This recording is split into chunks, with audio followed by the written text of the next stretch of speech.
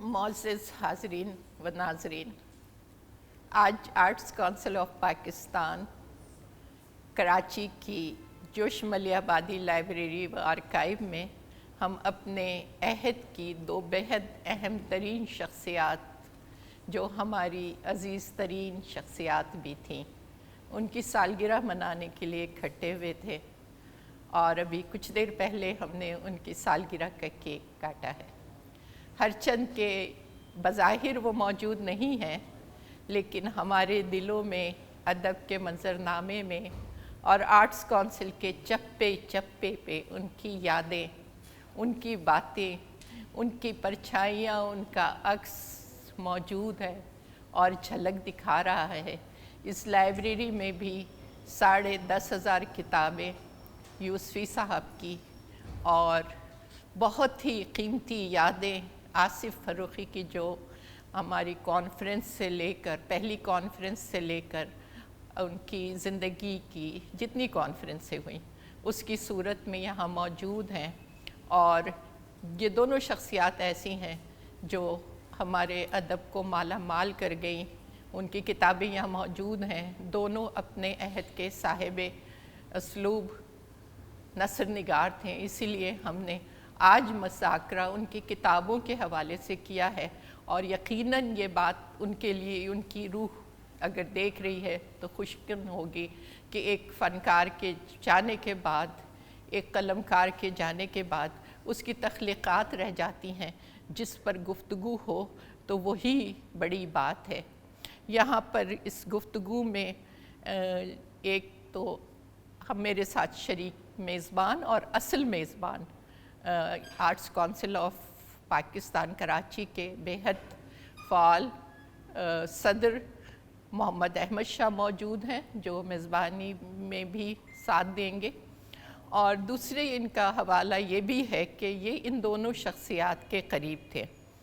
آج کے مذاکرے کی صدارت بھی جو فرما رہے ہیں جناب افتخار عارف اسلام آباد سے، وہ بھی ایسی ہستی ہیں جو ہمیشہ یوسفی صاحب کے قریب رہیں اور آصف فروخی کی سرپرست رہیں۔ دونوں سے ان کا بہت مشفقانہ اور محبت بھرا رابطہ ساری زندگی رہا۔ ہمیں اس بات کی خوشی ہے اور ہم بہت شکر گزار ہیں جناب جاوید صدیقی صاحب کے، جو بے حد مصروفیت کے باوجود ان دونوں شخصیات کی محبت میں اور آرٹس کونسل سے اپنے تعلق کی وجہ سے آن لائن بھارت سے ہمیں یہاں ہماری اس محفل میں شریک ہیں۔ ہماری ایک اور بہت نامور مصنف اور عالمی شہرت یافتہ افسانہ و ناول نگار جناب عامر حسین، جن کی حال میں ہی کتاب آئی ہے، اس کتاب کو بھی میں گفتگو کے دوران دکھاؤں گی، اس پر بات کروں گی، وہ برطانیہ سے شریک ہیں۔ ایک اور ہماری ساتھی آصف کی کنٹمپریری یوسفی صاحب کی چہیتی بیٹیوں کی طرح عزیز پروفیسر شاہدہ حسن، اس وقت ہرچند کہ وہ کراچی سے ہیں، ان کی شناخت کراچی ہے، لیکن اس وقت وہ آٹوا کینیڈا میں مقیم ہیں، وہ وہاں سے شریک ہو رہی ہیں۔ اور ایک نام جو ہم سب کا جانا پہچانا ہے اور آصف کا ہم عمر ہیں تقریباً، لیکن اپنے قد و قامت میں وہ کسی طرح اپنے عمر میں کسی طرح آصف کے برابری ہیں اور ہم سب کو بہت عزیز ہیں، ناصر عباس نیّر صاحب۔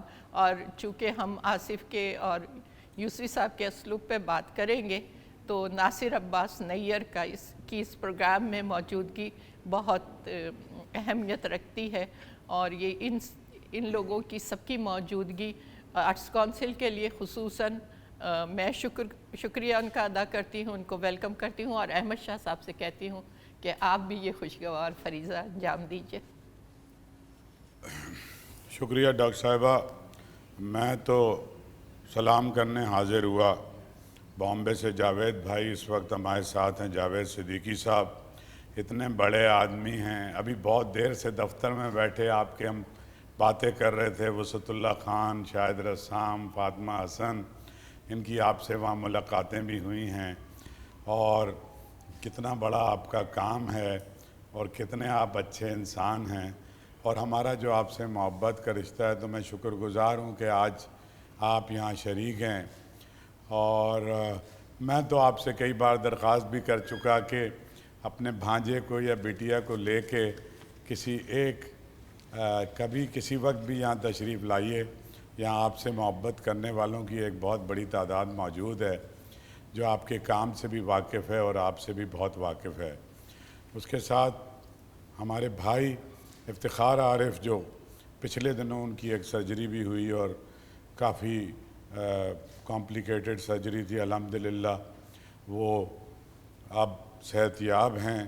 تو وہ تو خیر کوئی ایسی نشست ہماری ہوئی ہی نہیں کہ جس میں افتخار بھائی نہ ہوں، اور جو افتخار بھائی کا تعلق یوسفی صاحب کا تھا، میں تو گواہ ہوں ظاہر ہے اس کا، شاید بھی یہاں ہے، کہ کس طرح سے اسلام آباد سے پہنچے تھے، یا آصف سے ان کی جو محبت تھی۔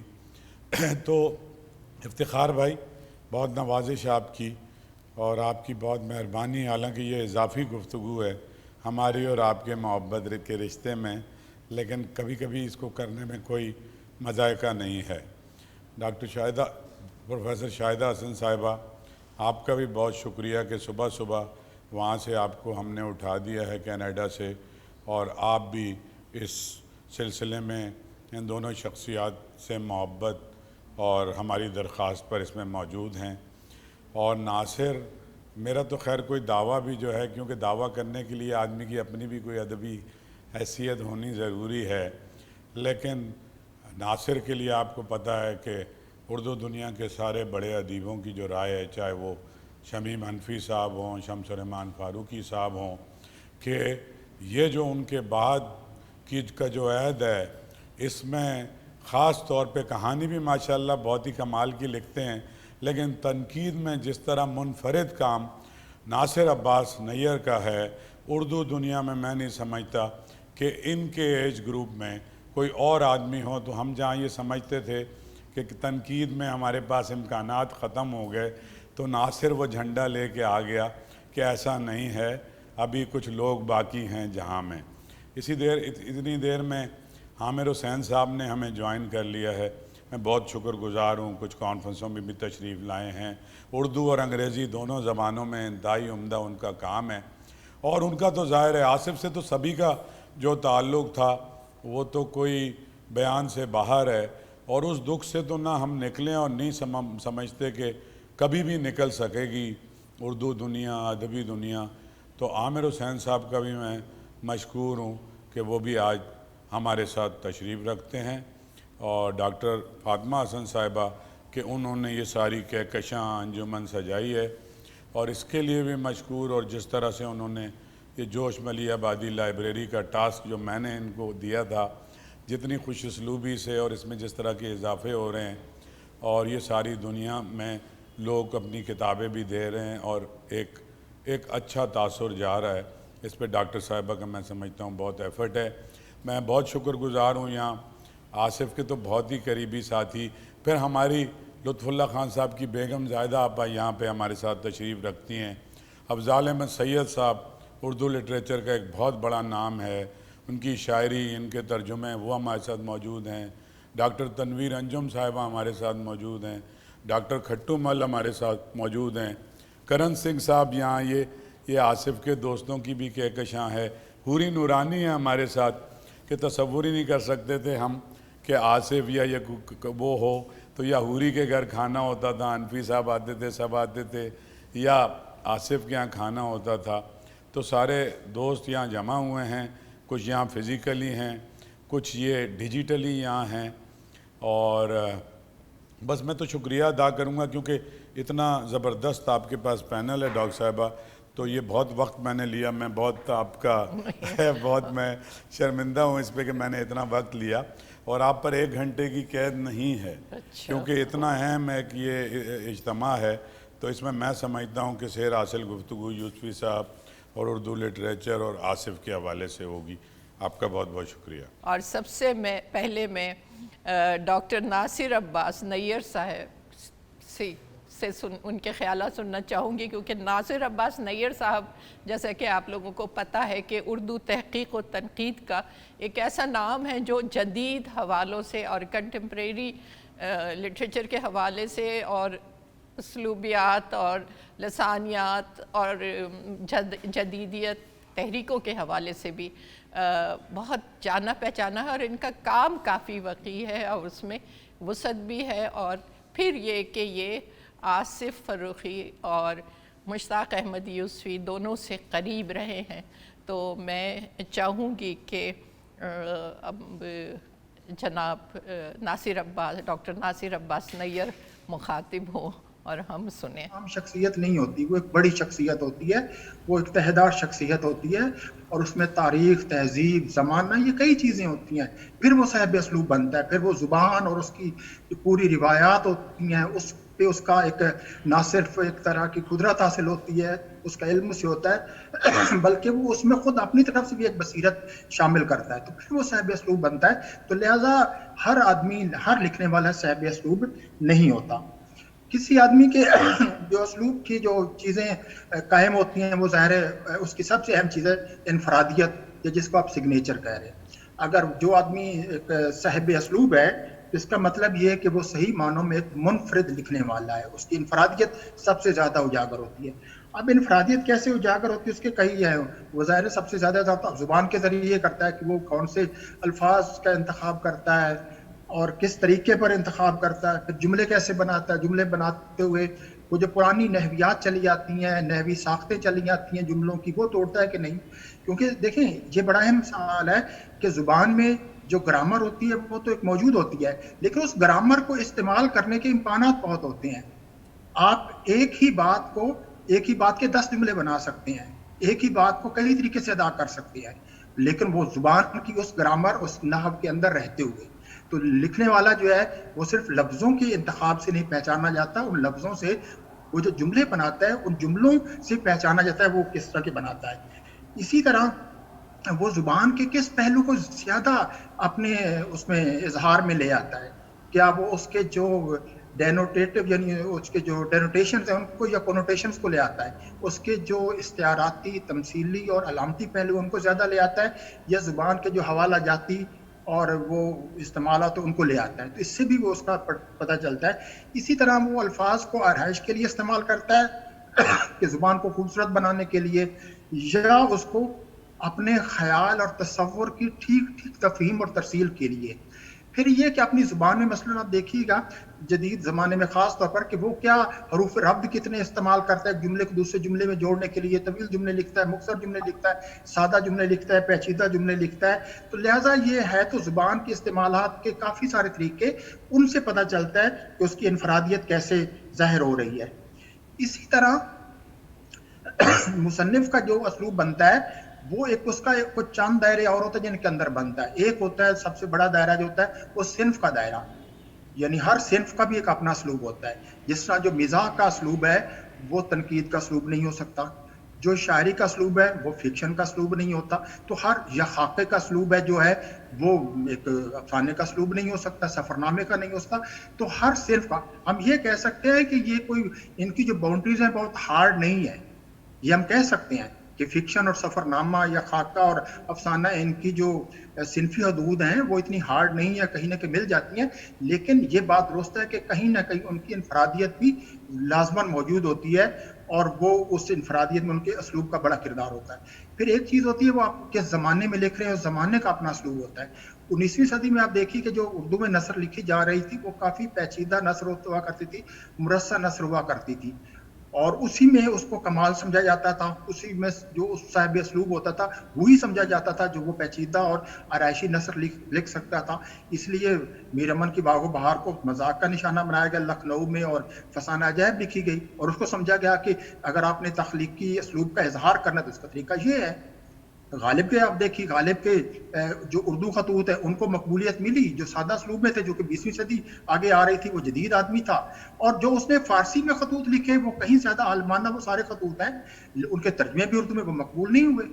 تو اس کا مطلب یہ ہے کہ جو زمانے کا مزاج ہے وہ بھی اسلوب پر اثر انداز ہوتا ہے، اور پوری دنیا میں ہماری ادب کی پوری تاریخ میں ہمیں یہ زمانہ اور یہ جو صنف کا ہے وہ نظر آتا ہے۔ اب ظاہر ہے اب جو مصنف ہے وہ اپنی انفرادیت کا جب اظہار کرتا ہے تو ظاہر ہے وہ ساری چیزیں جن کا میں نے پہلے ذکر کیا ہے، لیکن 3 چیزیں میں اور نشان زد کرنا چاہتا ہوں جو کسی بھی مصنف کے اسلوب پر اثر انداز ہوتی ہیں۔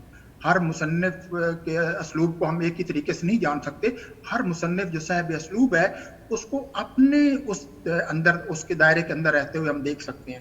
ایک تو یہ کہ اس مصنف کا تصور ادب کیا ہے، پہلی بات یہ ہے۔ ہر مصنف کا تصور ادب ایک نہیں ہوتا اور اس کا اثر اسلوب پہ پڑتا ہے۔ آپ ہماری 20ویں صدی میں دیکھ لیجیے، دور جانے کی ضرورت نہیں ہے کہ ہمارے یہاں جدیدیت اور ترقی پسندی یہ 2 بڑے تصورات ادب رہے ہیں ہمارے، اور دونوں نے شاعری میں آپ دیکھیے کہ دونوں کے اسالیب پر اس کا کتنا زیادہ اثر پڑا ہے۔ خود اس تصور ادب میں اگرچہ گنجائش ہوتی ہے اس سے انحراف کرنے کی، جس سے ہمیں جو فیض صاحب کا اسلوب ہے وہ ان کے جو علی سردار جعفری یا مجاز یا جذبی ان سے مختلف نظر آ سکتا ہے، کچھ گنجائش اور لیکن بہرحال ایک فرق تھا جو ترقی پسندوں کا اسلوب تھا، تصور ادب تھا، اور جو جدیدیت پسندوں کا تھا۔ مثلا جدیدیت پسند اپنے شعری اسلوب میں جس طرح علامت کو، ابہام کو، پیراڈاکس کو، آئرنی کو اہمیت دیتے تھے وہ ترقی پسند نہیں دیتے تھے۔ ترقی پسند زیادہ زیادہ تمثیل تک جاتے تھے۔ اسی طرح فکشن میں بھی آپ دیکھیے کہ وہاں بھی جو تصور ادب تھا وہ اثر انداز ہو رہا تھا ان کے اسلوب پر۔ اسی طرح اگر کوئی تصور ادب مثلا فکشن میں اگر کوئی نفسیاتی حقیقت نگاری میں یقین رکھتا ہے، جس طرح منٹو کے یہاں تھا اس کا اسلوب اور ہو جاتا ہے، لیکن اگر کسی کے یہاں جو ایک رومانوی اسلوب تھا وہ کرشن چندر وہ بالکل اور ہو جاتا ہے۔ تو لہٰذا ایک مصنف کا جو تصور ادب ہوتا ہے وہ بھی بہت ہے، وہ کیا ہے۔ دوسری یہ کہ جو مصنف کا ادراک کیا ہے، پرسیپشن کیا ہے دنیا کے بارے میں مجموعی طور پر، یا وہ چیزوں کو دیکھتا کیسے ہے۔ مثلا اس میں کئی آگے طریقے ہیں کہ ایک آدمی ہے مثلا جزیات پسند ہوتے ہیں، ہو سکتا ہے تصور ادب ایک ہی ہو لیکن وہ جزیات پسند ہو، دوسرا جزیات پسند نہ ہو۔ جیسے یوسفی صاحب ہے، آپ ایک میں آپ دیکھیے کہ وہ خود بھی اعتراف کرتے ہیں کہ جزیات نگاری میں وہ جو خاکے لکھے انہوں نے وہ چلے جاتے ہیں اور انہیں احساس بھی ہے، اس لیے اس کے پیش لفظ میں انہوں نے اس پہ لکھا بھی ہے۔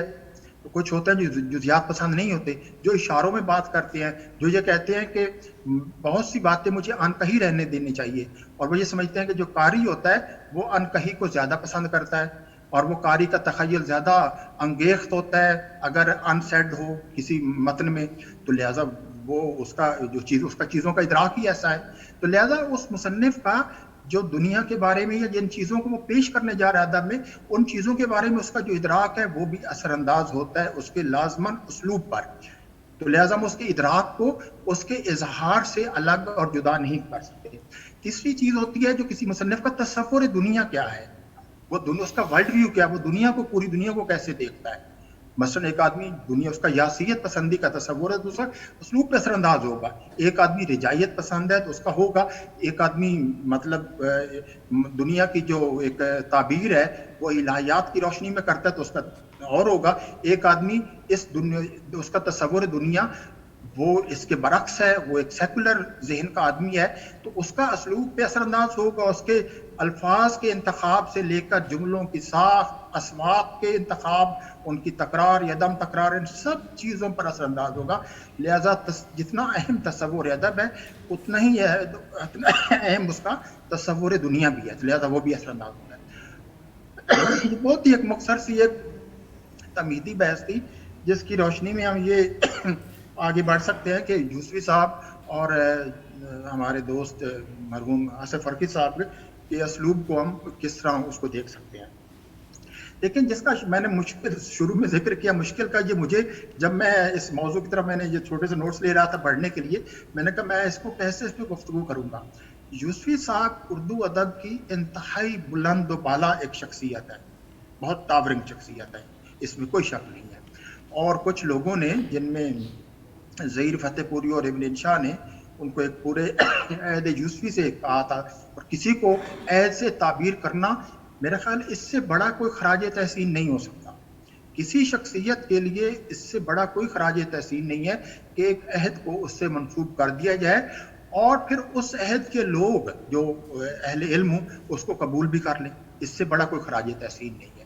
تو اس سے اتنی وہ بڑی، اور ان کے بڑی ہونے میں سب سے اہم جو چیز تھی وہ ان کے اسلوب کا ہے۔ اور ان کا جو اسلوب ہے اس کی دو جہتیں ہیں.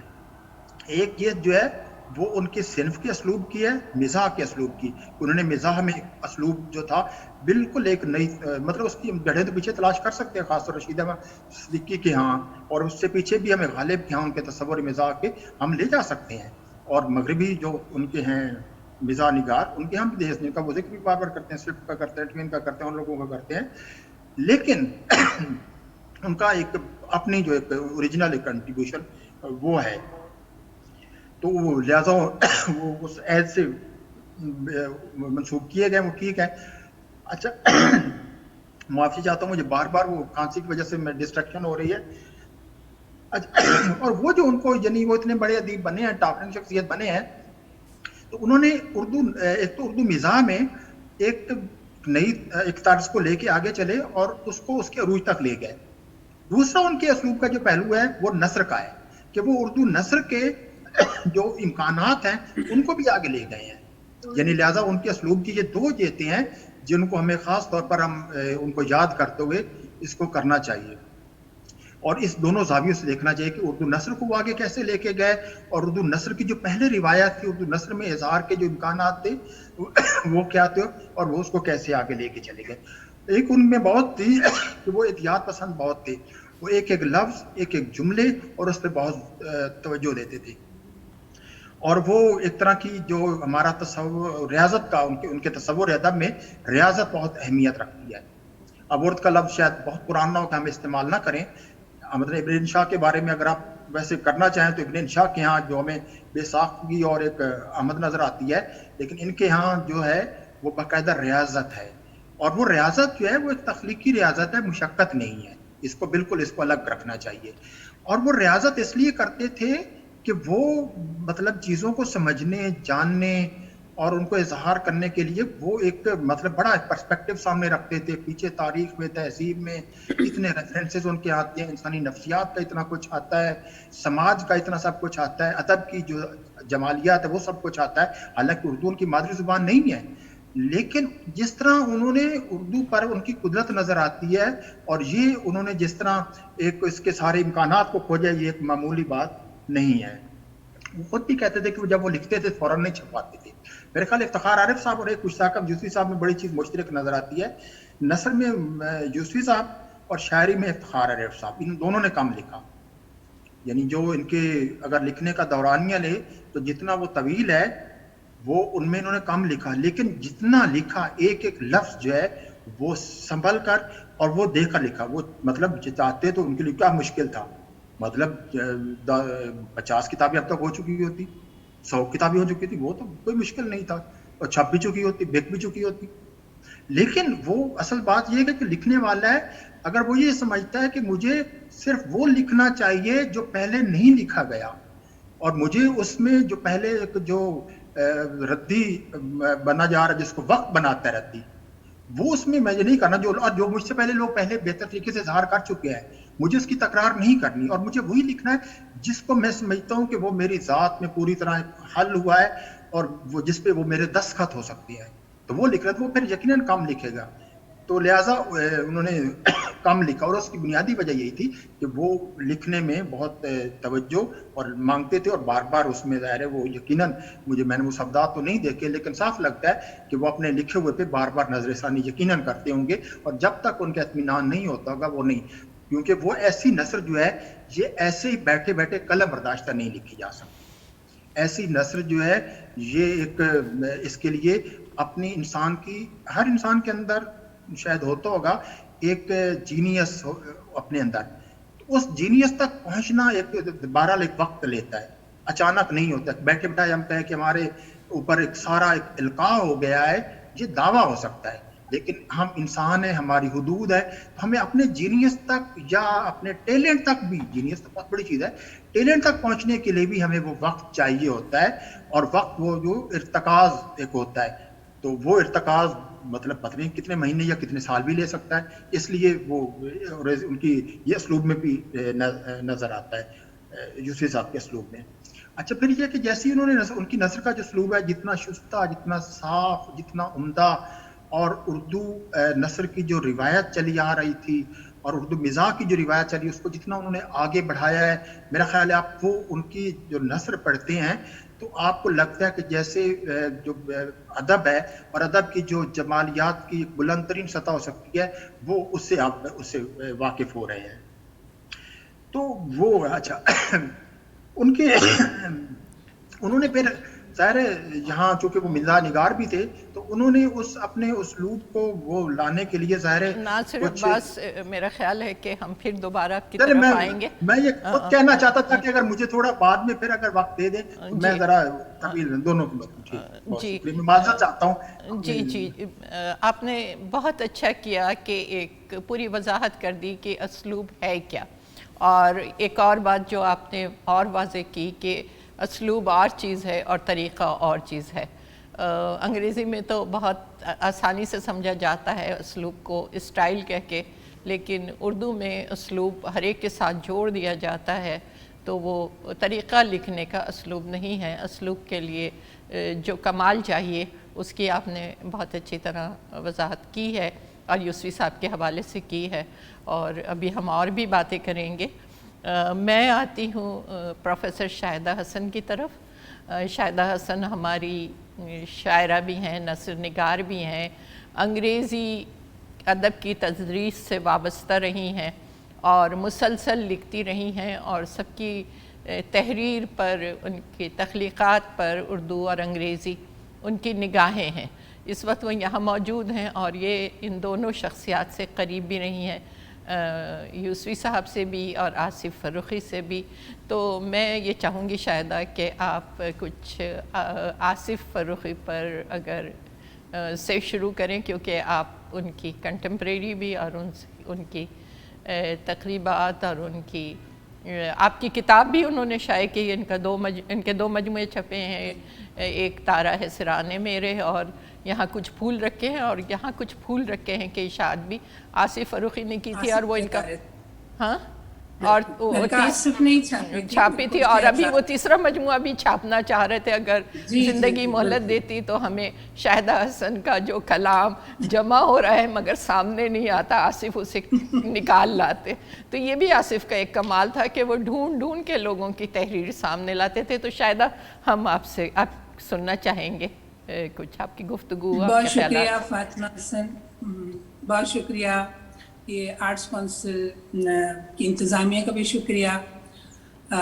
ایک ایسی وقی محفل میں اس وقت شامل ہوں جہاں سبھی لوگ صاحب الرائے ہیں، اور میں سوچ رہی تھی کہ یہ دونوں ہستیاں ایسی ہیں جن کے ساتھ کچھ نشستیں بھی رہیں، باتیں بھی ہوئیں، ان کی شخصیت کو بھی قریب سے دیکھنے کا موقع ملا، ان کی تحریریں بھی پڑھی.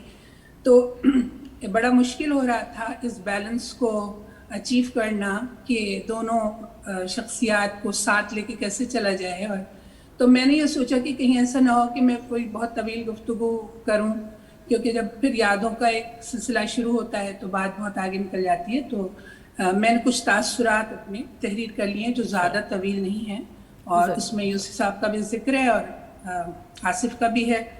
تو سب سے پہلے تو میں محترم جناب افتخار حاجی صاحب سے جو صدر محفل ہیں ان سے بھی اجازت لوں گی. آج کی محفل میں میرے بہت پسندیدہ جناب جاوید صدیقی صاحب، جن کو آج بڑی مدت بعد سننے کا موقع ملے گا، اور عامر حسین صاحب. ناصر نے تو بہت ہی اچھی گفتگو کی، اور شاہد اس وقت بیٹھے ہوئے ہیں، شاہد رسام، بڑے فنکار، بہت ہی عمدہ مصور ہمارے. یہ سب وہ لوگ ہیں جن کے ساتھ ساری زندگی ایک دلی تعلق میں نے محسوس کیا ہے. تو میں چند صفحات پیش کر دیتی ہوں. جی ضرور. تخلیقیت کی صلاحیت اور قوت کو اکثر آگ اور آتش سے تشبیہ دی جاتی ہے. کسی شاعر نے کہا ہے، اور کیا خوب کہا ہے، کہ an idea ignites fast, white-hot raging, changing the world forever. An idea ignites fast, white-hot raging, changing the world forever. پلوٹارک نے بھی کہا تھا کہ the mind is not vessel to be filled, but a fire to be kindled. گزشتہ دنوں کسی سائنسی موضوع پر ایک دلچسپ رسالہ دیکھتے ہوئے مجھ پر یہ راز کھلا کہ کریٹیوٹی اور فائر میں بہت قدیمی اور گہرا ربط ہے، اور اس تعلق کی ایک بہت سائنسی وجہ موجود ہے۔ لاکھوں سال قبل جب انسانوں نے آگ کے استعمال پر اپنی مرضی سے قابو پا لیا تھا تو اس استعمال نے ان میں ہمیشہ کے لیے سوچنے اور غور و فکر کرنے کے رویوں کو تبدیل کر دیا تھا۔ آگ صرف حرارت اور ایندھن مہیا کرنے کے لیے نہیں ہوتی، یہ روشنی دینے، راہ دکھانے اور تحفظ فراہم کرنے کے لیے بھی ہوتی ہے۔ آگ کا نور انسانی ذہن و دل کو انسپائر کر کے انہیں پہلے سے زیادہ پروڈکٹیو اور کریٹیو بنا دیتا ہے۔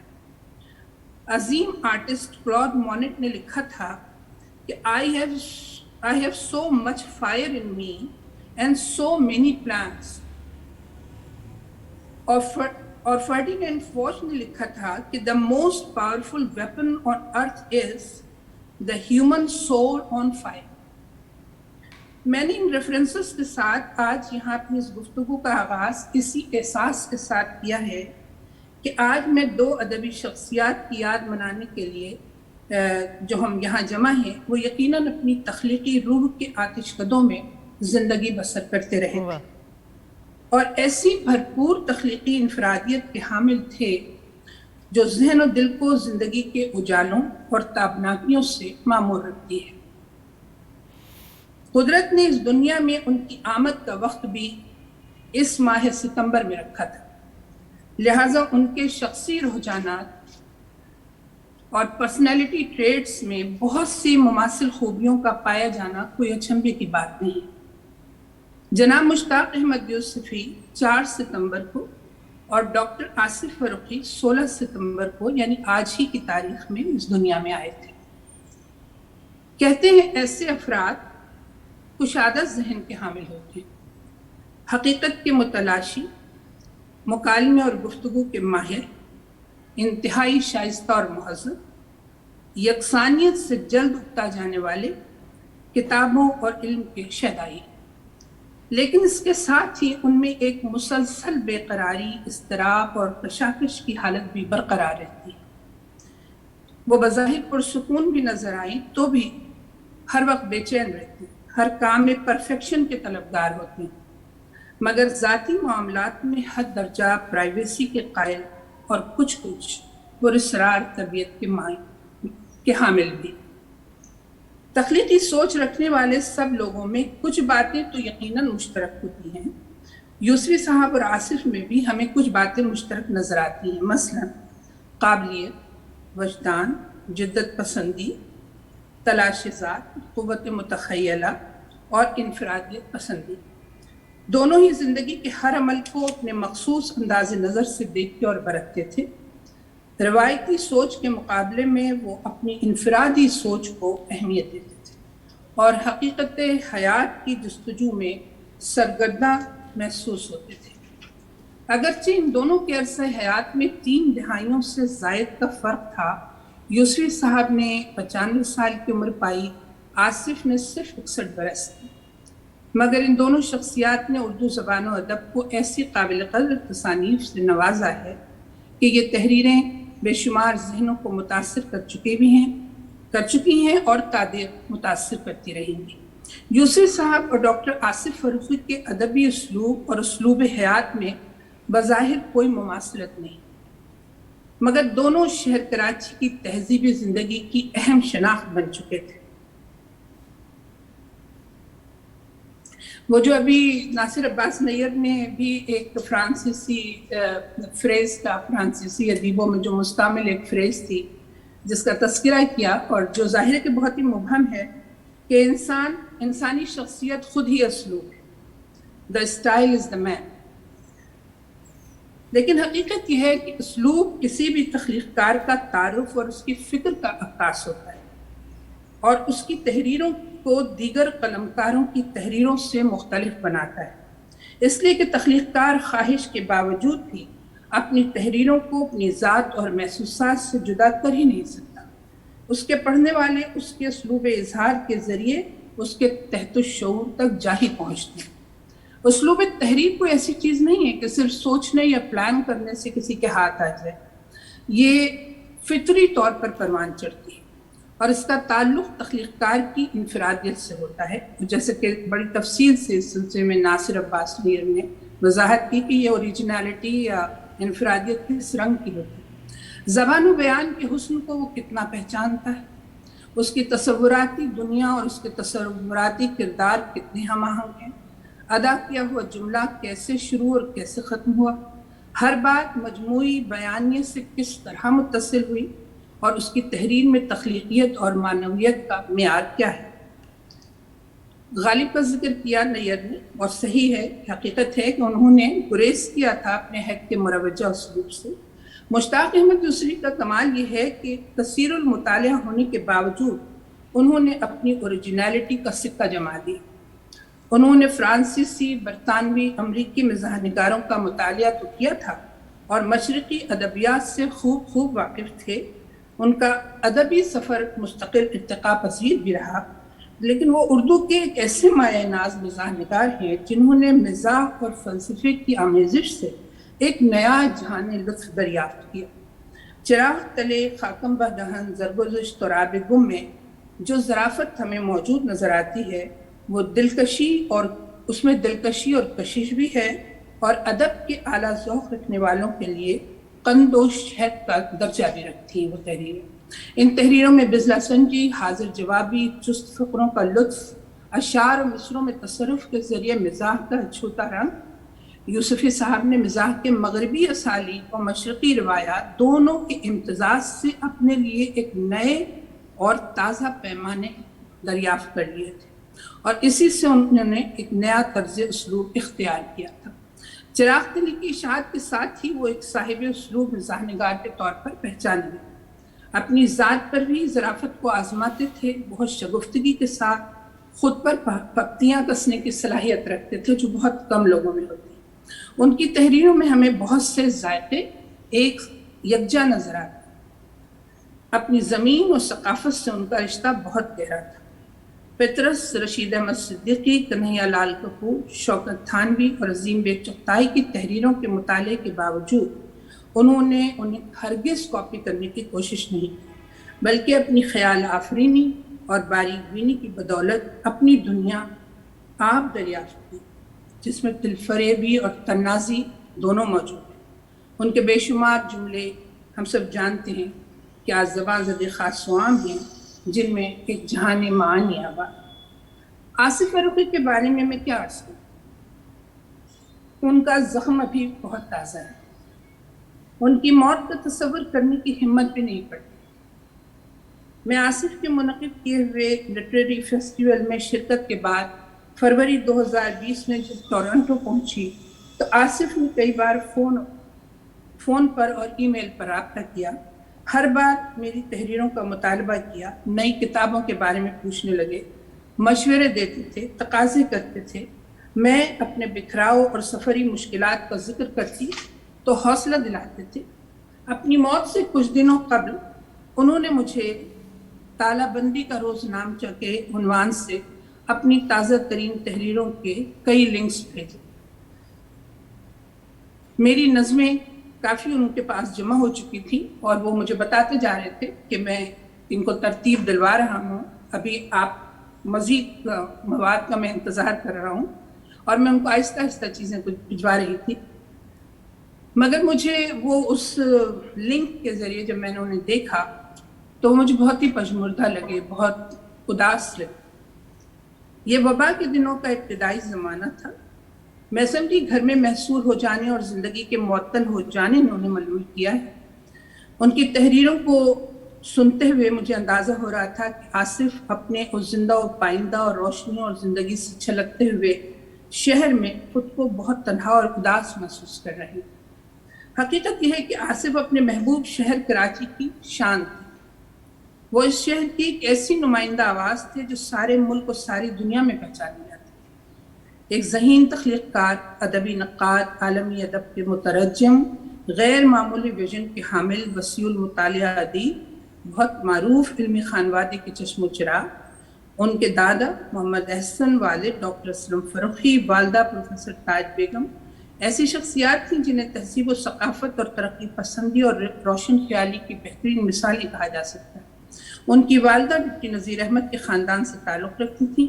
یہ گھرانہ علم و عرفان کا دیرینہ روایات سے جڑا ہوا تھا۔ آصف کی تخلیقی شخصیت کی تعمیر اور نمو پذیری میں اس ماحول کا بہت دخل رہا۔ وہ اپنی اولین حیثیت میں ایک افسانہ نگار تھے۔ ان کا پہلا مجموعہ آتش فشاں پر کھلے گلاب 1982 میں شائع ہوا تو ہر ایک نے ان کے اسلوب تحریر کی انفرادیت اور تازگی کو سراہا۔ انہوں نے عہد جدید کے بہت سے اہم قلمکاروں کا مطالعہ کیا تھا اور عالمی ادب کے 1-1.5 صفحہ اور رہ گیا فاطمہ۔ ضرور بہت اچھی بات۔ عالمی ادب کے عمدہ انتخاب، بھرپور مطالعے اور پھر انہیں اردو زبان میں منتقل کرنے کے لیے بھی انہوں نے شدید محنت کی تھی۔ اس سارے سلسلے نے ان کے تخیل اور فکر و نظر کی سیرابی کا اہتمام کیا تھا۔ اسی لیے آصف کی تحریریں اپنے موضوعات کے تنوع اور زندگانی کے مشاہدات و تجربات سے سجی ہوئی تھی۔ ان کے افسانوں کے مجموعے شہر بیتی اور شہر ماجرا کراچی کے بہت کٹھن شب و روز کے آئینہ دار ہیں۔ ان کا مجموعہ ایک آدمی کی کمی سندھ دھرتی کی تہذیبی خوشبوؤں سے آراستہ ہے۔ آصف نے اپنے ادبی مضامین، اخباری کالموں، ادبی انٹرویو، سفرناموں اور غیر ملکی ادب کے تراجم کے ذریعے ہمیں اپنی جس حیران کن تخلیقی شخصیت سے متعارف کرایا، وہ اپنے پورے عہد کے اجتماعی لاشعور سے جڑے ہوئے ایک ایسے انسان سے ہماری ملاقات کرواتی ہے جو سیاسی اور سماجی انتشار، استحصال اور تہذیبی اور اخلاقی اقدار کی پامالی کے اس عہد میں بھی ہمیں زندگی کی مثبت اقدار کی سرخروئی کا یقین دلاتا ہے۔ بحیثیت ادبی نقاد وہ بہت سنجیدہ تھے، تنقیدی فکر کے ارتقاء پر یقین رکھتے تھے۔ انہوں نے کلاسیکی ادب، جدید شعری و نثری ادب اور غیر ملکی فکشن کے حوالے سے بھی بہت اچھے تنقیدی مضامین لکھے۔ ان کا اسلوب تحریر ہمیشہ اپنے موضوع کے حسب حال ہوتا تھا، اسی لیے انتہائی سنجیدہ موضوعات پر بھی ان کی تحریریں خشک اور بے جان نہیں تھیں بلکہ پرتاثیر اور قابل مطالعہ تھیں۔ بلا شبہ آصف فروخی نے اردو ادب کو بہت سے رابط کیا۔ دنیا ذات کے ایڈیٹر کی حیثیت سے انہوں نے مجھے مسلسل شائع بھی کیا، میری حوصلہ افزائی بھی کی، اور اس کے ساتھ ہی انہوں نے دیگر نئے لکھنے والوں کی بھی بھرپور پذیرائی کی۔ ہندوستان، پاکستان اور اردو کی نئی بستیوں کے لکھنے والوں کو بھی وہ ایک دوسرے کے بہت قریب لائے۔ بہترین ادبی کتابیں شائع کی، ادبی فیسٹیول منعقد کیے۔ اردو کی ادبی دنیا میں ان کے دم سے ایک ایسی گہمہ گہمی تھی جو کبھی بلائی نہیں جا سکتی۔ ٹورانٹو میں آصف کی سنانی آئی تو اسی لمحے میں نے اپنی ایک غزل مکمل کی تھی۔ اس غزل کے 2 شعر میں آصف کو نظر کر دیتی ہوں کہ میں گھر سے باہر نکل کے دیکھوں کہ زندگانی کا حال کیا ہے۔ میں گھر سے باہر نکل کے دیکھوں کہ زندگانی کا حال کیا ہے۔ مزاج کیسا ہے آج دن کا، سرشتے شام ملال کیا ہے۔ اور ہوا کے جھکڑ سے جا کے پوچھوں کہ تند کب تک ہے تیرا خنجر۔ ہوا کے جھکڑ سے جا کے پوچھوں کہ تند کب تک ہے تیرا خنجر۔ یہ زخم تازہ لگا جو دل پر، تو اس کا اندمال کیا ہے۔ خدا آصف فروخی کو ہمیشہ آسودہ و خوشحال رکھے۔ بہت شکریہ فاطمہ۔ شاہدہ، بہت اچھی گفتگو کی، اور ان دونوں شخصیات کو اسلوب سے جوڑنے کا مقصد بھی یہی تھا۔ جب تنویر انجم نے کہا کہ آصف کی سالگرہ آ رہی ہے، اور جب ہم بارش کی وجہ سے 4 ستمبر کو یوسری صاحب کی سالگرہ نہیں منا سکے، تو ہم نے کہا کہ اب ہم بیٹھیں گے تو کچھ ایسی باتیں ہونی چاہیے جو ان اہم شخصیات نے، جنہوں نے ساری زندگی ایک نثری سرمایہ پہ صرف کی اور ہمیں بہت بڑی کتابیں، بہت بڑی تخلیقات اور ایسی نثر عطا کی جو اردو ادب کے جو خزانہ ہے اس میں بہترین اضافہ ہے۔ تو ہم کچھ ایسی باتیں کریں جو بامعنی ہوں اور اس میں یہی ہم دونوں نے، تنویر میرے ساتھ ہر لمحے تھیں، یہاں بھی موجود ہیں، کہ ہم کیوں نہ نثری اسلوب پہ بات کریں اور اس حوالے سے ہم ان دونوں کو بھی یاد کریں۔ تو آج مجھے خوشی ہے کہ ہم نے صحیح راہ اپنائی تھی، جو ابھی تک ہم نے ناصر عباس نیّر اور شاہدہ حسن کی گفتگو سنی ہے، بہت وقی ہے۔ اور اب میں آتی ہوں جناب عامر حسین کی طرف۔ عامر صاحب، پہلے تو مبارکباد آپ کی اس کتاب کی، جو چند روز پہلے آئی ہے اور ابھی تو لوگوں تک پہنچی بھی نہیں ہے، ریسٹلیس انسٹیڈ آف این آٹوبائیگرافی۔ تو اسے خود نوشت کو انہوں نے ایک بالکل اپنے ہی اسلوب میں اور منفرد انداز سے لکھا، اور ہم سب جانتے ہیں کہ عامر حسین وہ افسانہ نگار ہیں انگریزی کے بنیادی طور پہ، لیکن پھر اردو کی طرف آئے، اور اس میں بھی اس میں بھی آصف فروخی کا نام ادبدا کر آ جاتا ہے، جو یہ لفظ ادبدا کر آ جانا آصف کا ہے، جن چند لوگوں نے ان کو بہت اصرار کر کے اردو کہانیوں کی طرف مائل کیا۔ اور مجھے یاد ہے کہ کراچی میں پہلی مرتبہ خالدہ حسین پر بولنے کے لیے عامر حسین کو مدعو کرنے والے بھی آصف ہی تھے، فہمیدہ ریاض کی وعدہ کے تحت۔ پھر بار بار انہیں بلاتے رہے، اور اس کتاب کی صفحہ 88 پہ عامر نے بڑے اچھی طرح ذکر بھی کیا ہے کہ وہ KLF میں آئے تھے، اور پھر اسی صفحے پہ آرٹس کونسل کا ذکر ہے، اور آصف کا ذکر ہے، میرا بھی ذکر ہے، اور پھر زادہ سلمان کا ذکر ہے، اور پوری کراچی کا ذکر ہے اس کتاب میں جگہ جگہ، کیونکہ عامر کا تعلق کراچی سے ہے، اور یہ یہاں کی ثقافت اور یہاں کی اس زمین کی محبت دونوں کو اپنائے ہوئے ہیں۔ میں عامر حسین سے کہوں گی کہ وہ گفتگو میں شریک ہو جائیں۔ جی عامر، آپ نے تو آصف نے آپ کو اپنا آخری کتاب دی تھی غالباً، وہ جو ایک کہانی نئے مضمون کی۔ جی ہاں، آخری بار میں ان سے ملا تھا تو لاہور میں ملا تھا، جی اور ہم ساتھ بیٹھے تھے، اسی کتاب کا ذکر ہوا، اور پھر میری اردو کی کتاب کا جو پہلا میرا مجموعہ تھا اس کا ذکر ہوا۔ وہ آخری ملاقات تھی، وہ پینڈیمک سے وبا سے 1 مہینے پہلے کی تھی، اور بس نہ انہیں نہ مجھے خیال تھا کہ یہ آخری ملاقات ہونے والی ہے۔ کچھ 2 ہفتے ہوئے ان کے انتقال سے پہلے ہم نے فون پہ بات کی، تو مجھے اس وقت بیماری کا پتہ چلا تھا، وہ بھی کچھ علالت سے گزر رہے تھے، تو کچھ موت کی بات ہوئی تو وہ کہنے لگی کہ ارے تم سے بہت پہلے میں مر جاؤں گا، اور میں چونک گیا، میں نے کہا یار کیا کہہ رہے ہیں، اور 2 ہفتے بعد وہ چلے گئے۔ مگر تب تک یعنی موت تک باتیں ہوتی رہتی تھی، فون پہ، ویڈیو پہ تو نہیں مگر فون پہ باتیں اکثر ہوتی رہتی، اور میں دیکھ رہا تھا کہ وہ کتابوں کی کم اور دنیا کے حالات کی باتیں زیادہ کرتے تھے۔ 2-3 بار میں نے ان سے کچھ پوچھا کسی کتاب کا، کسی مضمون کا، تو وہ وہاں سے جلدی گزر گئے۔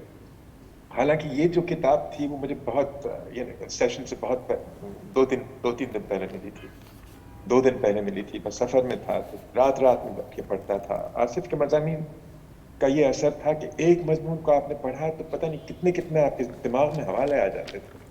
تو نذیر احمد کے بارے میں انہوں نے لکھا تھا، اور غدر کے بارے میں۔ اچھا، میں وہ جس کتاب کا انہوں نے ذکر کیا تھا وہ تو میں 10 بار پڑھ چکا تھا، اردو میں بھی اس کا ترجمہ بھی پڑھ چکا تھا، نام بھول رہا ہوں، سوری، لیکن اس میں غدر کا جو ذکر ہے، ابن الوقت، تو وہ کہاں سے کہاں اس کو لے کے گئے، سارا تاریخی پس منظر انگریزی میں جو لکھا گیا تھا، جو ڈکنز نے کہا تھا، تو اتنے سارے پڑھ کے سوال آ جاتے ہیں دماغ میں کہ پھر دوسرا مضمون پڑھنا اس وقت مشکل ہی ہو جاتا ہے۔ حالانکہ پھر میں آگے پڑھا اور میں نے قرۃ اللہ حیدر کے بارے میں پڑھا جو انہوں نے لکھا تھا، اس میں میرا ذکر آ گیا، مگر انہوں نے میرا نام نہیں لیا، کیونکہ وہ مجھ سے ناراض تھے کہ وہ سمجھے کہ میں نے ایک زمانے میں ان کا کمپیریزن، آگ کا دریا کا کمپیریزن، مقابلہ اس کے ساتھ کیا تھا 100 Years of Solitude کے ساتھ، جو بالکل صحیح نہیں تھا۔ میں نے کہا کہ اس کا جو مقام ہے، یہ 25 سال پہلے کی بات ہے جب میں نے انگریزی میں حیدر کے بارے میں لکھا، کہ آپ سمجھ لیجئے کہ ان کی کتابوں کا جو مقام ہے اردو میں وہ یہ ہے جو مارکس کا اسپینش میں ہے، لیکن وہ انگریزی بولنے والوں کے سامنے ابھی تک نہیں آئی، حالانکہ 20 سال سے کوشش تھی کہ ان کی کوئی کتاب چھپے. تو اس پہ میں ان سے بات کرنا چاہتا ہوں، نہیں کر رہے تھے بات اس پہ. تو ایسی بہت سی باتیں نامکمل سی رہ گئیں. مگر دیکھیے میں 2 کتابیں لے کے بیٹھا ہوں اس وقت، دونوں ان سے وابستہ ہیں. ایک تو یہ ان کا جو مضمون پڑھا میں نے تو مجھے یہ کتاب یاد آئی جن کا انہوں نے پیش لفظ لکھا، کہاں گئی، ابو الفضل صدیقی کا مجموعہ. اس پہ جو انہوں نے مضمون لکھا ہے اس میں آپ بیتی کی جھلک آ جاتی ہے ان کی.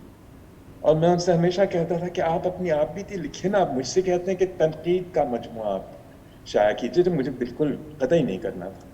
مجھے تو افسانوں میں دلچسپی ہے. میں کہتا تھا یہ آپ کا کام ہے، بہت اچھا کرتے ہیں آپ، پلیز کیا کریے، میں آپ کے مضامین بہت خوشی سے پڑھوں گا. لیکن پھر میں نے وہ پڑھا تو ان کی چھوٹی چھوٹی سی یعنی واقعات آ جاتے ہیں، چھوٹے چھوٹے سے واقعات آ جاتے ہیں کہ کیسے وہ جوان تھے، ابو الفضل صدیقی عمر رسیدہ تھے وغیرہ، ان سے ملتے تھے، ان سے باتیں کرتے تھے.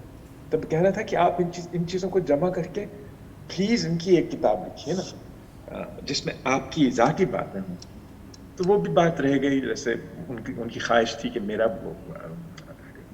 تنقیدی مجموعہ دیکھیں، وہ بھی خواہش رہ گئی، اب شاید میں کبھی مکمل ہو نہیں پائے.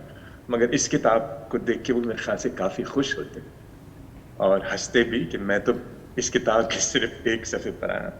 اچھا پھر آپ کو سنتے ہوئے شاہدہ صاحبہ مجھے یاد آیا کہ لندن کی ایک ملاقات ہوئی تھی.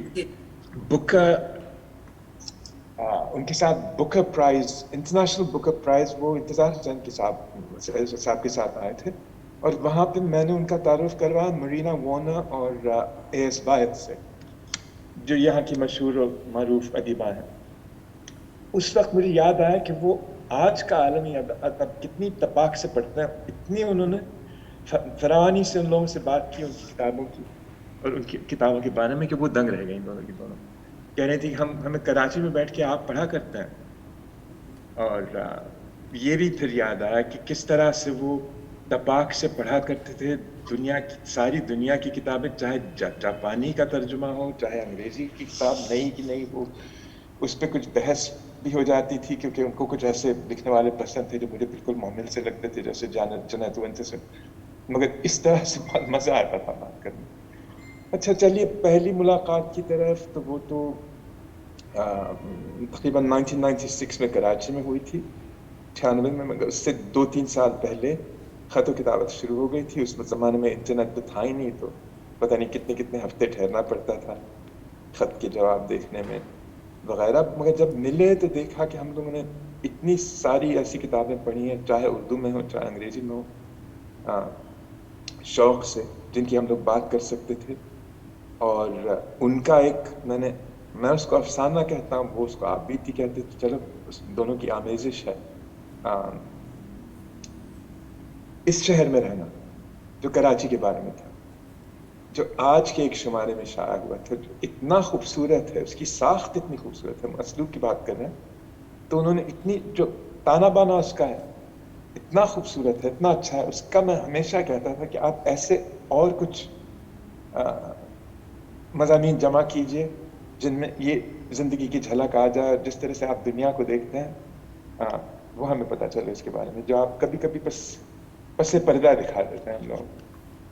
تو کہتے تھے ہاں ایک دن. مگر آصف نے اپنی زندگی میں اتنی ساری چیزیں شامل کی تھیں کہ ان کو وقت نہیں ملتا تھا. یعنی جس طرح سے وہ اپنی جان دیتے تھے اپنی طالب علم لوگوں کو، حبیب یونیورسٹی میں جن کے ساتھ میں اکثر جا کے بات کر چکا ہوں، اور جس طرح سے ادب کا ذوق ان میں پیدا کرتے تھے، چاہے وہ اردو کا ادب ہو چاہے انگریزی کا، وہ بھی ان کی بہت ہی ایک بڑی کوالٹی تھا ان میں، بڑی کوالٹی تھی ان میں. جس طرح سے وہ پھر فیسٹیولز کو آرگنائز کرنا.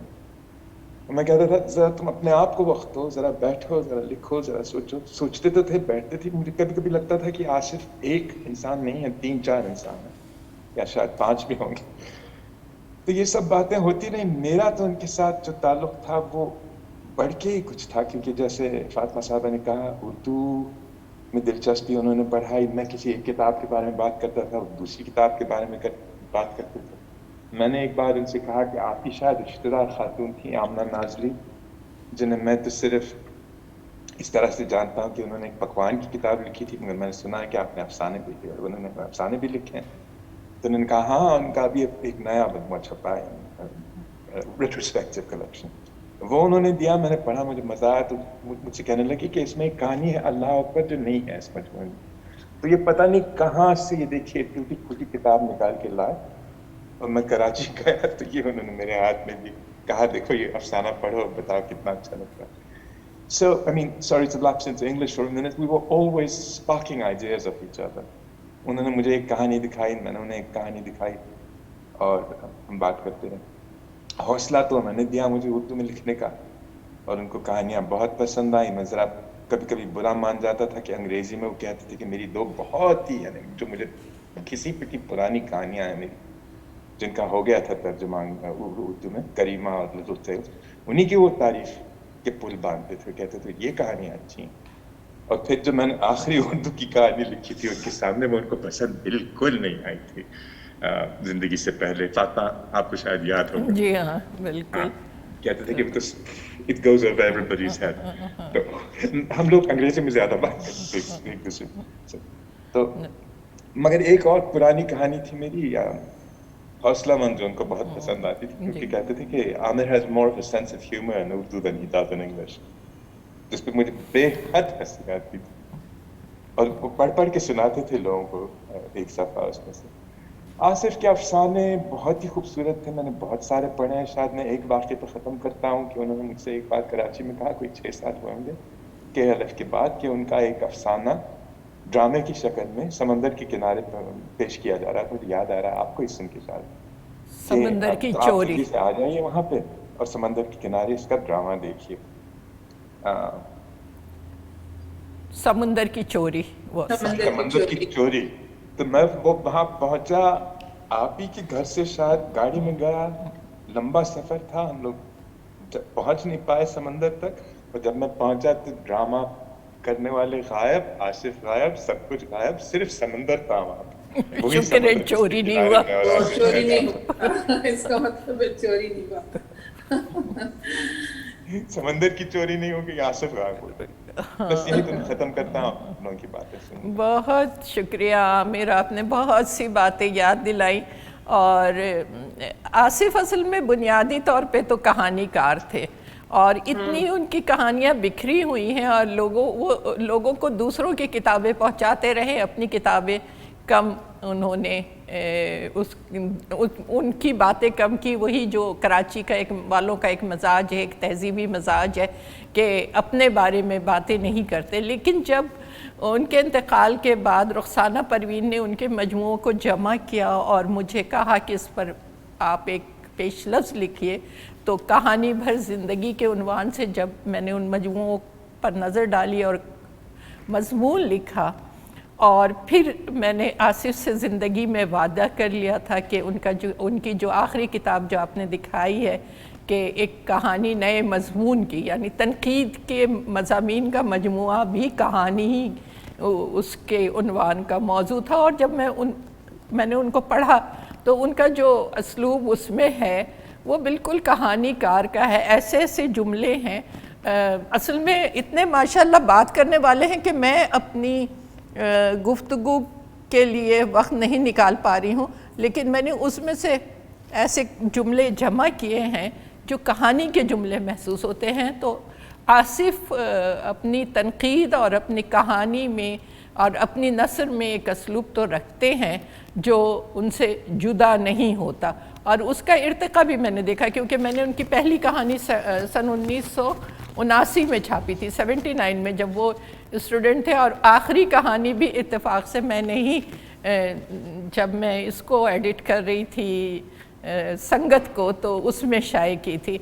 तो दोनों में मुझे उनके असलूब में कोई फ़र्क नहीं आया, अलबत्ता जो उनके मौज़ूआत हैं उनमें बहुत तनव्वुह है, उसमें हमारी तारीख़ भी है और हमारा हाल भी है। अब हमारे साथ हैं और ये दोनों बहुत देर से यहाँ पे तशरीफ़ फरमा हैं, हमारे मेहमान ख़ुसूसी और सदर, लेकिन ان کی طرف جانے سے پہلے میں ایک دفعہ ناصر عباس نیّر سے یہ کہوں گی کہ مختصراً اگر آپ کے پاس کچھ جو بات کہنے سے رہ گئی تھی، اگر آپ اس کو مختصراً چند منٹوں میں سمیٹ سکیں تو پھر میں جناب جاوید صدیقی صاحب کی طرف متوجہ ہوں گی۔ نہیں، بہت شکریہ۔ میں بڑے اس وقت بولا ہوں تو مجھے کوئی 1 گھنٹہ بعد کافی دیر مجھے کرنا پڑا، کھانسی شدید ہوئی۔ بس مقصد جو کہ میں جو موضوع تھا یوسفی صاحب کا اسلوب، اس پہ میں نے 2-3 باتیں کی، صرف ایک بات ان کے بارے میں اور 2-3 باتیں صرف آصف فاروقی صاحب کے بارے میں بالکل مختصر طور پر۔ جو یوسفی صاحب کے اسلوب پہ بہت سے لوگوں نے باتیں کی، لیکن ایک پہلو جس پہ میں سمجھتا ہوں جو بڑا نمایاں ہے ان کی تحریروں میں، تو یہ کہ ان کے اسلوب میں تبدیلی آتی رہی ہے، اور جتنے بھی تخلیق کار ہوتے ہیں ان کے یہاں کچھ نہ کچھ تبدیلی آتی ہے۔ وہ ہو سکتا ہے غیر محسوس ہو، لیکن جب آپ ان کے کتابوں کی بہت کلوز ریڈنگ کرتے ہیں تو آپ اس تبدیلی کو محسوس کر سکتے ہیں۔ ان کے یہاں مطلب جیسے میں نے پہلے کہا کہ غالب ہے، تو غالب کا جو ایک مشہور مصرع ہے نا کہ دل محیط گریا و لب آشنا خندہ ہے، یہ چیز ہمیں یوسفی صاحب کے یہاں نظر بھی آتی ہے۔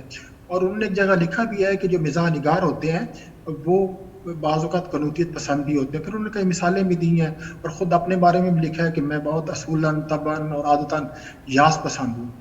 اس کا مطلب یہ ہے کہ ان کے اسلوب میں جو ایک سطح ہوتی ہے جہاں آپ کو مزاح نظر آتا ہے، اس کے نیچے ایک سنجیدگی نظر آتی ہے۔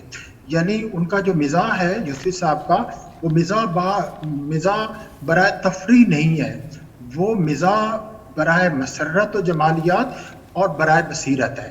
یہ چیز میں کہنا چاہتا تھا، اور اگر یہ چیز نہ ہو تو کوئی بڑا مزاح نگار نہیں ہو سکتا۔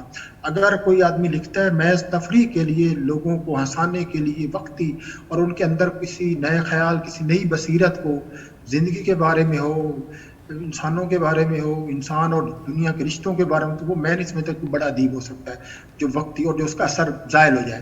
اس لیے فاروقی صاحب کا اثر زائل نہیں ہوتا، وہ جب آپ پڑھ لیتے ہیں تو آپ کی سائیکی کا، آپ کے شعور کا وہ حصہ مستقل بن جاتا ہے۔ اسی طرح جو وہ تحریک ان کے وہ شاعری کا بہت استعمال کرتے ہیں، اور شاعری میں ہر جگہ جنہوں نے ان کے استعمال کیے ہیں وہاں ان کی تحریف کی ہے، اور وہ تحریف اتنی زبردست ہوتی ہے، بعض کا صرف ایک لفظ کو تبدیل کرتے ہیں اور وہ اس شعر کے جو معنی ہوتے ہیں وہ کچھ سے کچھ ہو جاتے ہیں۔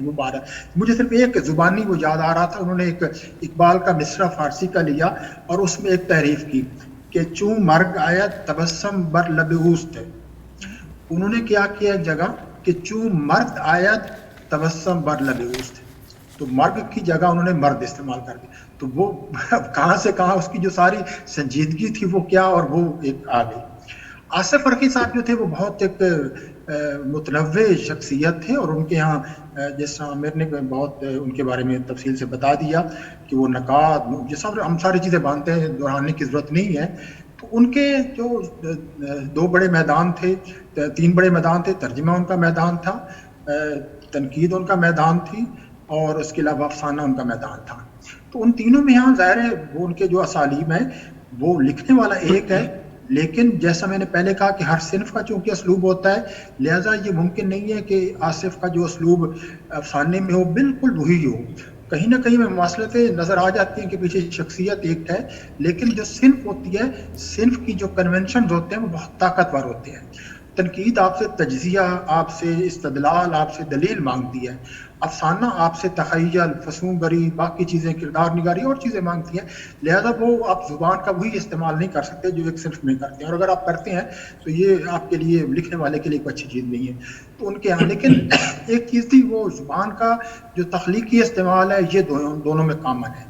وہ تنقید میں بھی زبان کا تخلیقی استعمال کرتے ہیں، اور افسانے میں تو خیر کرتے بھی ہیں، لیکن افسانے میں بھی ظاہر ہے ان کے جو مختلف افسانوں کے مجموعے ہیں ان میں آپ نے کہا کہ اسلوب ایک نظر آتا ہے، لیکن مجھے لگتا ہے افسانے میں اسلوب کا مطالعہ کافی ایک پیچیدہ معاملہ اس لیے ہوتا ہے کہ افسانے میں جو کردار ہوتے ہیں، جو واقعات ہوتے ہیں، وہ مصنف پر اثر انداز بہت زیادہ ہوتے ہیں کہ وہ کس اسلوب کا استعمال کریں۔ وہ آپ یعنی ایک ہی اسلوب میں آپ تمام کہانیاں نہیں لکھ سکتے، آپ کی کہانی کا موضوع بدلتا ہے، آپ کے واقعات، کردار بدلتے ہیں، تو اس کا اثر آپ کے اسلوب پر لازماً پڑتا ہے۔ اچھا ان کے تنقید کے اسلوب میں جو آصف صاحب تھے وہ بھی کہیں شاعری کا اپنے کہانی ان کے تلاش کی، یہ بہت اہم بات ہے کہ ان کے تنقید کے اسلوب میں کہانی کا عنصر آتا ہے، کہانی کے علاوہ ان کے اسلوب میں شاعری کا بھی آتا ہے. آپ یہ دیکھیے کہ ان کے تنقید میں کئی جگہ شاعری کے کئی ٹکڑے آتے ہیں، جی اس کا لیکن وہ عنوان شاعری بھی، اس کتاب کا عنوان بھی جوش کے جی شعر جی سے، جوش صاحب کے مصرے سے، جوش صاحب کے مصرے سے جی ہاں جی ہاں جی جوش صاحب کے مصرے. جی ان کا شعر ہے کہانیاں ہیں سرے دوش سینکڑوں ہے جوش، اب ان پہ بار نہ ڈال ایک نئے فسانے کا. تو یہ جو عنوان بھی ہے اس کتاب کا وہ بھی ان کا مصرع ہی ہے جی جی جوش صاحب کا پورا. تو یہ تو دونوں میں ہے، یہ یوسفی صاحب میں بھی یوسفی صاحب تحریف کر کے مزاح پیدا کرتے ہیں اور آصف اس میں اپنے ان اشعار سے اپنے موضوع کو آگے بڑھاتے ہیں. میں نے اس لیے انٹرپٹ کیا ہے کہ وقت بہت ہو گیا ہے. بس شکریہ، بس یہی مجھے کہنا تھا، بس ٹھیک ہے. جی تو اب اب جگر تھام کے بیٹھو میری باری آئی. ہم آتے ہیں جناب ہمارے مہمان خصوصی محترم جاوید صدیقی صاحب کی طرف، اور یہ بڑی ان کی مہربانی ہے کہ یہ بہت ساری مصروفیات میں سے انہوں نے مجھے بتایا تھا کہ آج انہیں کہیں شہر سے باہر جانا ہے اور میں دعا کروں کہ یہ وقت سے واپس آ جائے. تو شاید آج قبولیت کی کوئی گھڑی تھی کہ یہ یہاں موجود ہیں اور ہمارے مذاکرے میں شریک بھی ہیں. آپ لوگ سب واقف ہیں ان کے خاکوں کو، کس نے نہیں پڑھا ہوگا. روشن دان، لنگر خانہ، ان کی کہانیاں مٹھی بھر کہانیاں اگرچہ مٹھی سے نکل جاتی ہیں اور ساری دنیا میں پھیل گئی ہیں. اور پھر وہ لازوال فلمیں جو انہوں نے بنائی ہیں، اور ان کیا ڈرامہ تو ہم نے آرٹس کونسل کے، بیگم جان تو آرٹس کونسل کے سٹیج پر دیکھا ہے، اور ہم واقعی دل سے منتظر ہیں کہ یہ کس دن یہاں کراچی آئیں گے اور آرٹس کونسل میں قدم رنجہ فرمائیں گے. تو ان کا ادب سے لگاؤ، آرٹس کونسل سے لگاؤ، مشتاق احمد یوسفی، آصف فروخی سے جو ان کا ایک خلوص کا اور محبتوں کا تعلق ہے، شاید انہیں یہی سب باتیں اس محفل میں کھینچ لائی ہیں. میں بہت احترام سے جناب جاوید صدیقی صاحب سے کہوں گی کہ وہ اپنے خیالات کا اظہار کریں. بہت شکریہ، بہت محبت آپ کی. آداب سب لوگوں کو. بہت اس وقت میری بڑی عجیب کیفیت ہے. عجیب کیفیت اس لیے ہے کہ اتنا کچھ کہا گیا ہے اور اتنے اچھے طریقے سے کہا گیا ہے. نیّر صاحب نے جو کچھ کہا، بہن شاہدہ نے جو کچھ کہا، اور عامر صاحب نے جو کچھ کہا، اس کے بعد مجھ جیسے مبتدی کو کچھ بولنے کی جگہ بھی نہیں رہتی اور ہمت بھی نہیں ہو رہی ہے. لیکن یہ کہ سب سے پہلے تو میں آپ سب کا شکریہ ادا کروں، پاکستان آرٹ کونسل کا شکریہ ادا کروں، عزیز دوست احمد شاہ صاحب کا، بہن فاطمہ حسن کا، کہ آپ لوگوں نے مجھے آپ جیسی ہستیوں سے ہم کلام ہونے کا موقع دیا. بلکہ آج کی اگر ٹرمینالوجی یوز کی جائے تو ہم زوم ہونے کا موقع دیا. جی تو جہاں تک آصف صاحب کا تعلق ہے، آصف صاحب سے میری ملاقات بہت چھوٹی سی، بلکہ ایک ہی ملاقات ہوئی کہ 2016 میں جب وہ جشن ریختہ میں دلی تشریف لائے تھے تو میں نے ان سے درخواست کی تھی کہ وہ میری کتاب لنگر خانہ کا اجرا کریں، اور انہوں نے نہ صرف یہ کہ بڑی محبت کے ساتھ میری اس درخواست کو قبول کیا، بلکہ وہ ہزاروں لوگوں کے سامنے میرے بارے میں بہت کچھ کہا، میری کتاب کے بارے میں بہت کچھ کہا، خاکہ نگاری پر ایک اچھی بھلی تقریر کی اور کچھ پیجز بھی پڑھ کے سنائے. حالانکہ اس وقت تک شاید وہ مجھے ٹھیک سے جانتے بھی نہیں تھے، لیکن یہ کہ ان کی محبت اور جس طریقے سے وہ مجھ سے ملے، وہ ایک ایسا عجیب و غریب تاثر چھوڑ کے گئے ہیں کہ میں جب بھی ان کے بارے میں سوچتا ہوں تو دعائے خیر کرنے کے علاوہ اور کچھ نہیں کرتا. جہاں تک یوسفی صاحب کا تعلق ہے، تو وہ ایک اور بہت پرانا پٹا ہوا شعر یاد آ رہا ہے کہ مجھے تو ہوش نہیں آپ مشورہ دیجئے، کہاں سے چھیڑوں فسانہ کہاں تمام کروں. تو یوسفی صاحب کو میں کہاں سے بولنا شروع کروں؟ میرا خیال یہ ہے کہ میرا اور یوسفی صاحب کا تعارف جو ہے وہ 1995 میں ہوا. اسے آمنا سامنا تو کبھی نہیں ہوا زندگی میں. 3-4 مرتبہ جب وہ حیات تھے کراچی گیا، لیکن ہر مرتبہ کوئی نہ کوئی مجبوری ایسی ہوئی کہ میں نیاز حاصل نہ کر سکا. لیکن یہ کہ ان کی کتاب 95 میں وہ مکتبہ دانیال کی چھپی ہوئی ایک کتاب ایک صاحب نے مجھے دی اور مجھ سے کہنے لگے کہ جہاں صاحب یہ کتاب پڑھیے آپ کو بہت اچھی لگے گی. تو میں نے کتاب لی، اس کا ٹائٹل تھا چراغ تلے. تو میں نے سوچا کہ بھئی یہ چراغ تلے اندھیرے والی کہاوت جو ہے بہت پرانی کہاوت ہے، اور عام طور پر لوگ جو ہیں وہ نا انصافی کے بارے میں اور نا برابری کے بارے میں اور جو ظلم اور زیادتی کے طور پر اس کو محاورے کو استعمال کرتے ہیں، تو ویسے ہی کچھ ہوگا. پھر صاحب کتاب کے نام پر نظر پڑی تو وہ بھی بڑا غیر شاعرانہ سا تھا، مشتاق احمد یوسفی. تو میں نے کتاب جو تھی وہ رکھ دی اور سوچا چلو ٹھیک ہے بعد میں کبھی دیکھیں. شام کو اتفاق سے جب میری عادت ہے کہ میں کھانا کھانے کے بعد کتاب تھوڑی دیر ضرور پڑھتا ہوں سونے سے پہلے، تو میں نے وہ کتاب اٹھائی اور اس کا پہلا پیج ان کا جو ہے مقدمہ جو ہے پہلا پتھر وہ میں نے پڑھنا شروع کیا. آپ یقین مانیے میں سنبھل کے بیٹھ گیا.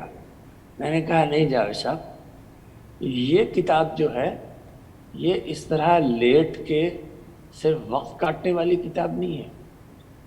اور اس کے بعد میں نے نہ صرف یہ کہ وہ کتاب پڑھی بلکہ پوری کتاب ایک نشست میں پڑھ ڈالی.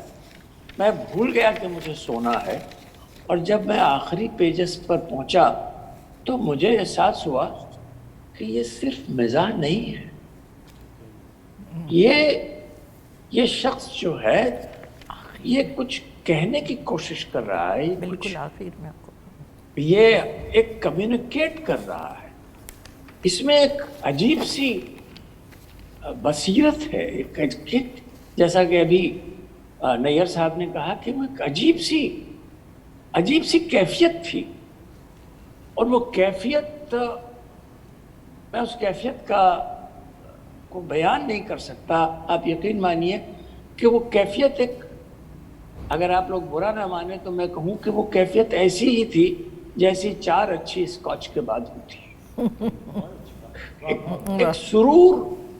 ایک سرور طاری تھا، عجیب سی کیفیت تھی. میں نے اس کتاب کو کئی بار پڑھا اور ہر جملے پہ داد دیا. اب اگر ان کے یوسفی صاحب کے کوٹیشنز کرنے کے لیے جائے تو خود ایک کتاب تیار ہو جائے گی، کیونکہ ان کا ہر جملہ کوٹیشن کے قابل ہے، ہر کوٹ کے قابل ہے. وہ شروع اس بات سے ہوتے ہیں کہ لوگ مقدمہ لکھواتے ہیں یا مقدمہ چلواتے. اب آپ سوچئے کہ یہ مقدمہ چلوانے والی بات جو ہے یہ ایک فلم رائٹر سے زیادہ کون اچھی طرح سمجھ سکتا ہے، کیونکہ ہمارے یہاں بہت ساری ایسی فلمیں جن کو نہیں چلنا چاہیے وہ صرف اس وجہ سے چل گئی کہ ان پر مقدمے چلے.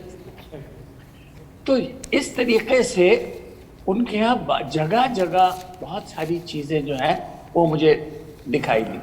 ان کے کچھ مزاح کا ایسا نہیں ہے کہ مزاح میں نے پہلے پڑھا نہیں، انگلش میں بھی پڑھا، والٹیر بھی پڑھا اور مارک ٹوین بھی پڑھا اور رشید احمد صدیقی اور کنہیا لال کپور اور شوکت تھانوی اور شفیق الرحمان سب کو پڑھ ڈالا.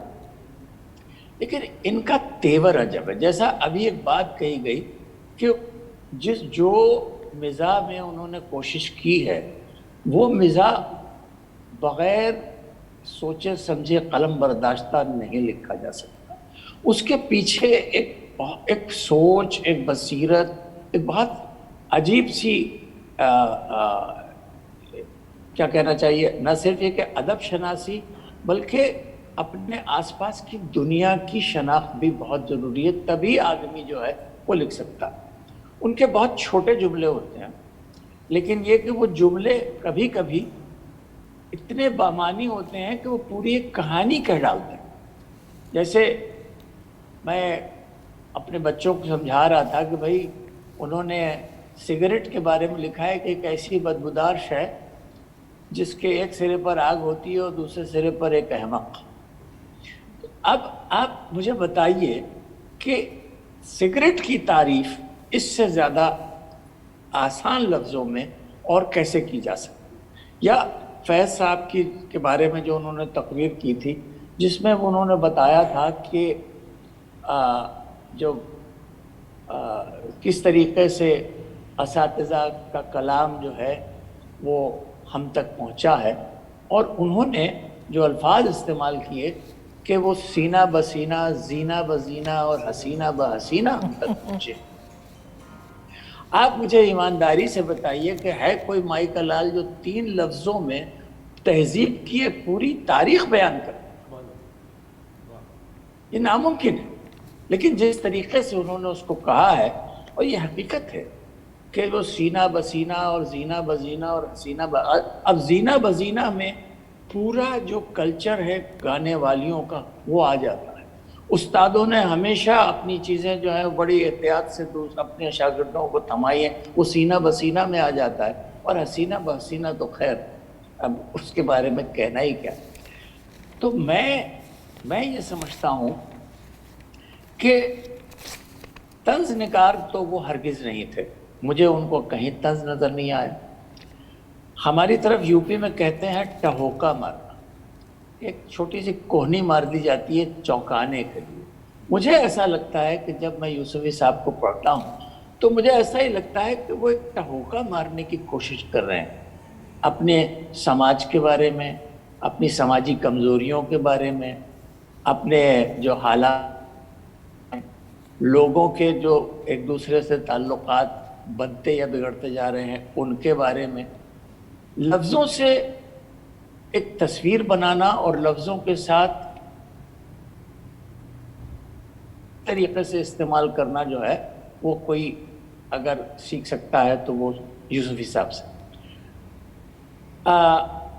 فراق گورکھپوری نے ایک مرتبہ میری خوش قسمتی کہ ان سے ملاقات ہوئی تو انہوں نے مجھے ایک نصیحت کی تھی میرے سننے کے بعد مجھ سے کہ، اور یہ جملہ قابل غور ہے، غور سے سنیے گا۔ انہوں نے فرمایا تھا کہ لفظوں کو احتیاط سے برتا کیجیے، ان میں جان ہوتی ہے۔ واہ! یہ جو جملہ ہے فراق کا کہ لفظوں کو احتیاط سے برتا کیجیے، ان میں جان ہوتی ہے، اس کا صحیح انٹرپریٹیشن اگر کسی کو دیکھنا ہے تو وہ یوسفی کو پڑھنا چاہیے، جن کا ہر لفظ جو ہے وہ آپ کو دھڑکتا ہوا محسوس ہوگا، اس میں ہر جملے میں آپ کو ایک حرارت کا احساس ہوگا، اور یہ زندہ ادب اور زندہ ادیب کی نشانی ہے۔ تو میں سمجھتا ہوں کہ یوسفی صاحب نے جو کچھ ہمیں دیا وہ تو اتنا ہے کہ اس کا جتنا بھی اس کا ذکر کیا جائے، اس کا بخان کیا جائے وہ کم ہے۔ جو اور خوبیاں جن کی طرف اشارے کیے گئے، مثال کے طور پر وہ جس آسانی سے اور جتنی بے تکلفی سے اشعار کو اپنی نثر میں گوند دیتے ہیں کہ اس کا احساس تک نہیں ہوتا کہ وہ کیا کہہ گئے، لیکن جن لوگوں کو معلوم ہے کہ یہ اصلی شعر کیا ہے، اصلی مصرع کیا ہے، تو ان کے لیے تو وہ دو آتشہ ہو جاتا ہے۔ ابھی جیسے چھٹی نہیں ہے منہ کو، یہ کافی لگی ہوئی، اب اس میں آپ دیکھیے کہ صرف ایک حرف چینج کیا ہے، کافر کو کافی بنایا ہے، رے کو یہ لگا دی ہے، باقی انہوں نے کچھ تبدیل نہیں کیا، لیکن بات کہاں سے کہاں پہنچ گئی۔ یا جیسے اکبر کا شعر، مشاعروں کی باتیں جب وہ جہاں انہوں نے لکھی ہیں، اپنے فرشی نشست والی بات، اس میں انہوں نے اکبر کے شعر میں ذرا سا تصرف کیا ہے کہ اکبر کا اصلی شعر تھا کہ وصل ہو یا فراق ہو اکبر، वस्ल हो या फिराक हो अकबर,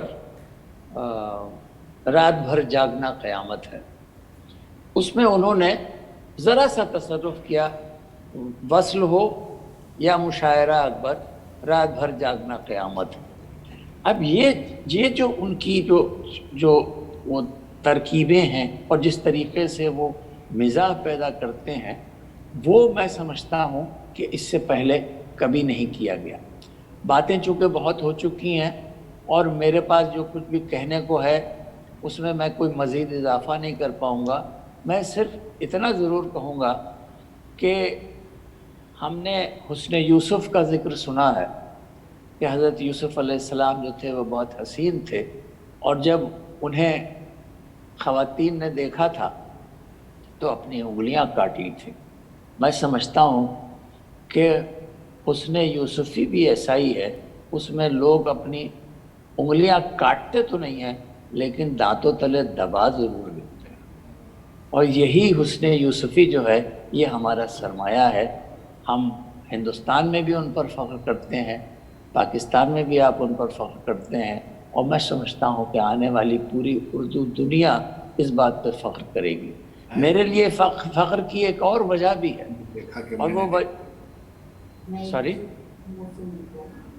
जी आप कहिए। मैं आखिरी जुमला अर्ज़ कर रहा हूँ कि मेरे लिए यूसुफ़ी साहब से एक रिश्ता और भी है, और वो ये है कि वो 4 सितंबर को पैदा हुए थे और 4 सितंबर ही मेरे बेटे समीर का बर्थडे भी है। तो मैं जब भी केक काटा जाता है तो यूसुफ़ी साहब का नाम ज़रूर आ जाता है, उनका ज़िक्र ज़रूर आ जाता है, और मुझे यकीन है कि यूसुफ़ी साहब जहाँ भी होंगे, हैप्पी बर्थडे यूसुफ़ी साहब, वो जहाँ भी होंगे बहुत खुश होंगे, बल्कि उनके आसपास जो पूरे गलमान और फरिश्ते होंगे वो भी बहुत खुश होंगे, इसलिए कि उन्होंने ऐसी बागो बहार शख्सियत कहाँ देखी होगी। खुदा उन्हें जहाँ भी रखे बहुत खुश रखे, और यही दुआ मेरी आसिफ साहब के लिए भी है। बहुत शुक्रिया आप सब लोगों का एक बार फिर, नवाज़िश इनायत। बहुत शुक्रिया, बहुत उम्दा गुफ्तगू आपकी हमने सुनी, और आपकी मोहब्बत लफ्ज़ से आया थी। और जब आप पहला पत्थर का हवाला दे रहे थे और जब शेरों में तहरीफ़ और शेरों के इस्तेमाल का हवाला दे रहे थे, तो यूसुफ़ी साहब के इक़्तिबासात मेरे जहन में आ रहे थे। वक्त ज़्यादा नहीं है, लेकिन मैं एक सिर्फ़ मिसाल के तौर पे एक जुमला मुख्तसर आपकी बात को साबित करते हुए सुनाऊंगी कि वो लिखते हैं कि हमारे यहाँ ग़ीबत से मक़सूद क़त्अ मोहब्बत है, न गुजारिश अहवाल वाक़ई, बल्कि महफ़िल में लहू गर्म रखने का है एक बहाना। तो ये यूसुफ़ी साहब के इस तरह के जुमले बहुत से हैं, मगर वक्त की तंगी है, तो मैं अब आती हूँ हमारे बेहद मोहतरम यूसुफ़ी साहब की महबूब शख्सियत जनाब इफ्तिखार हुसैन आरिफ की तरफ, जिन्होंने यूसुफ़ी साहब के साथ बहुत वक्त गुजारा है, पाकिस्तान में भी, लंदन में भी, और वो इनको बहुत अजीज़ रखते थे। और ये इफ्तिखार आरिफ साहब की तारुफ़ में कुछ कहना तो सूरज को चिराग दिखाना है। अल्लाह इनको सलामत रखे। अब हमारे अहद की शनाख्त हैं ये, महरे दो नीम से लेकर हरफ़े बारियाब तक, और अब तक जो कुछ ये लिख रहे हैं, हर लफ्ज़ इनका कीमती है, हर शेर इनका हमारा सरमाया है, और हमें इस बात का फ़ख्र है कि हमारे सर पे मुस्तक़िल इनकी शफ़क़त का साया रहा। और ये मुस्तक़िल ना सिर्फ़ यूसुफ़ी साहब से बल्कि ये आसिफ़ से भी, और आसिफ़ की बीमारी की इत्तला, हालांकि मैं कराची में थी और उनसे मुसलसल राब्ते में थी, लेकिन मुझे उनकी बीमारी की इत्तला इफ्तिखार हुसैन आरिफ साहब ने इस्लामाबाद से एक मीटिंग में, ज़ूम मीटिंग में दी थी कि ज़रा आसिफ़ की खैरियत तो मालूम करके मुझे बताओ। और वो आखिरी गुफ्तगू थी, जुमे के दिन इन्होंने मुझे कहा, मैंने आसिफ़ से कहा कि आसिफ़ افتخار صاحب بہت پریشان ہیں، آپ کی طبیعت کیسی؟ انہوں نے کہا میں بیمار ہو گیا تھا اور عید کے دن مجھے فوڈ پوائزن ہو گیا تھا، اب میں ٹھیک ہو رہا ہوں. لہجے میں نقاہت تھی، لیکن ہم سوچ بھی نہیں سکتے تھے کہ وہ چلے جائیں گے. بہرحال آج آصف کی سالگرہ کا موقع ہے اور ہم اس حوالے سے ہی پروگرام کر رہے ہیں، اور ہم یہ سمجھتے ہیں کہ آصف ہمارے درمیان ہے. جب تک کوئی یاد کرنے والے زندہ ہوتے ہیں، جب تک وہ لوگ بھی زندہ رہتے ہیں جن کو یاد کیا جاتا ہے. تو میں بہت احترام کے ساتھ جناب آج کی اس تقریب کے، آج کے اس مذاکرے کے صدر جناب افتخار حسین عارف صاحب سے کہوں گی کہ وہ ہمیں اپنے خیالات، اپنے کلمات سے نوازیں. بسم اللہ الرحمن الرحیم. فاطمہ بہت مہربانی آپ کی اور احمد شاہ صاحب کی کہ انہوں نے یاد فرمایا. بھائی جاوید صدیقی نے ابھی یوسی صاحب کے ایک شعر کا حوالہ دیا اور مجھے ان کی ایک اضافہ یاد آ رہا ہے، اور شاید میں بھی ان کا ہدف رہا ہوں، لیکن سب سے اچھی تحریف جو انہوں نے کی ہے وہ منیر نیازی کا ایک شعر ہے، اور پاکستان کے سیاسی حالات پر وہ بہت اس سے بہتر تحریف شاید کسی نے پوری اردو شاعری میں نہ کی ہو. ایک اور چیتے کا سامنا تھا منیر مجھ کو، ایک اور چیتے کا سامنا تھا منیر مجھ کو، میں ایک چیتے کے منہ سے نکلا تو میں نے دیکھا. ایک اور چیتے کا سامنا تھا منیر مجھ کو، میں ایک چیتے کا سامنا تھا منیر مجھ کو، میں ایک چیتے کے منہ سے نکلا تو میں نے دیکھا. ہماری ساری سیاسی تاریخ جو ہے وہ 35 برس تو کم از کم اسی کی نظر ہو گئے. میرا جی چاہتا تھا کہ ناصر عباس نیر بولتے رہیں اور میں ان سے سیکھتا رہوں. انہوں نے اسلوب کے بارے میں جو ابتدائیہ پیش کیا وہ اس قدر عمدہ اور اس قدر اچھا تھا کہ اس سے میں نے بہت سیکھا. یہ بحثیں ہوتی رہتی ہیں مگر کھول کر اس طرح بیان کرنا یہ انہی کا حصہ ہے. اور میں ایک بات کہنا چاہتا ہوں، اور صاحب طرز ہونا ایک اور بات ہے، صاحب اسلوب ہونا ایک اور بات ہے.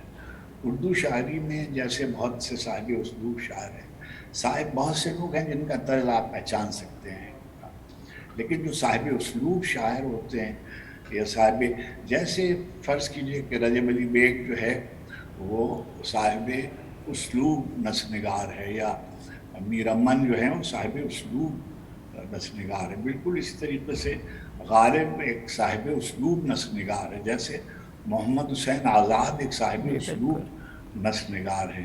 اب یہ نہیں ہے کہ محمد حسین آزاد کے زمانے میں جو لوگ لکھتے ہیں وہ ادیبوں میں کم قامت ہیں یا ان کی حیثیت یا اہمیت کم ہو گئی، مگر ہم انہیں صاحب اسلوب نہیں کہہ سکتے. ابوالکلام آزاد ایک صاحب اسلوب نثر نگار ہیں. مشتاق احمد یوسفی ایک صاحب اسلوب نثر نگار ہیں.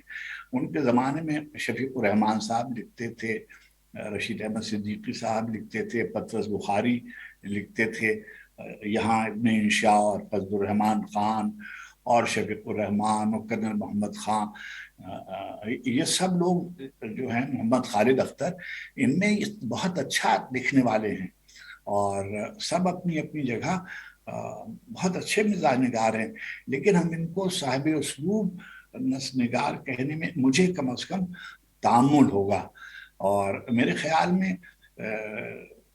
جیسے اردو میں نے عرض کیا کہ ابوالکلام آزاد مثلا غلام عباس یا راجندر سنگھ بیدی یا احمد نعیم قاسمی، یہ سب بہت اچھے افسانہ نگار ہیں، لیکن منٹو ان میں صاحب اسلوب افسانہ نگار ہے.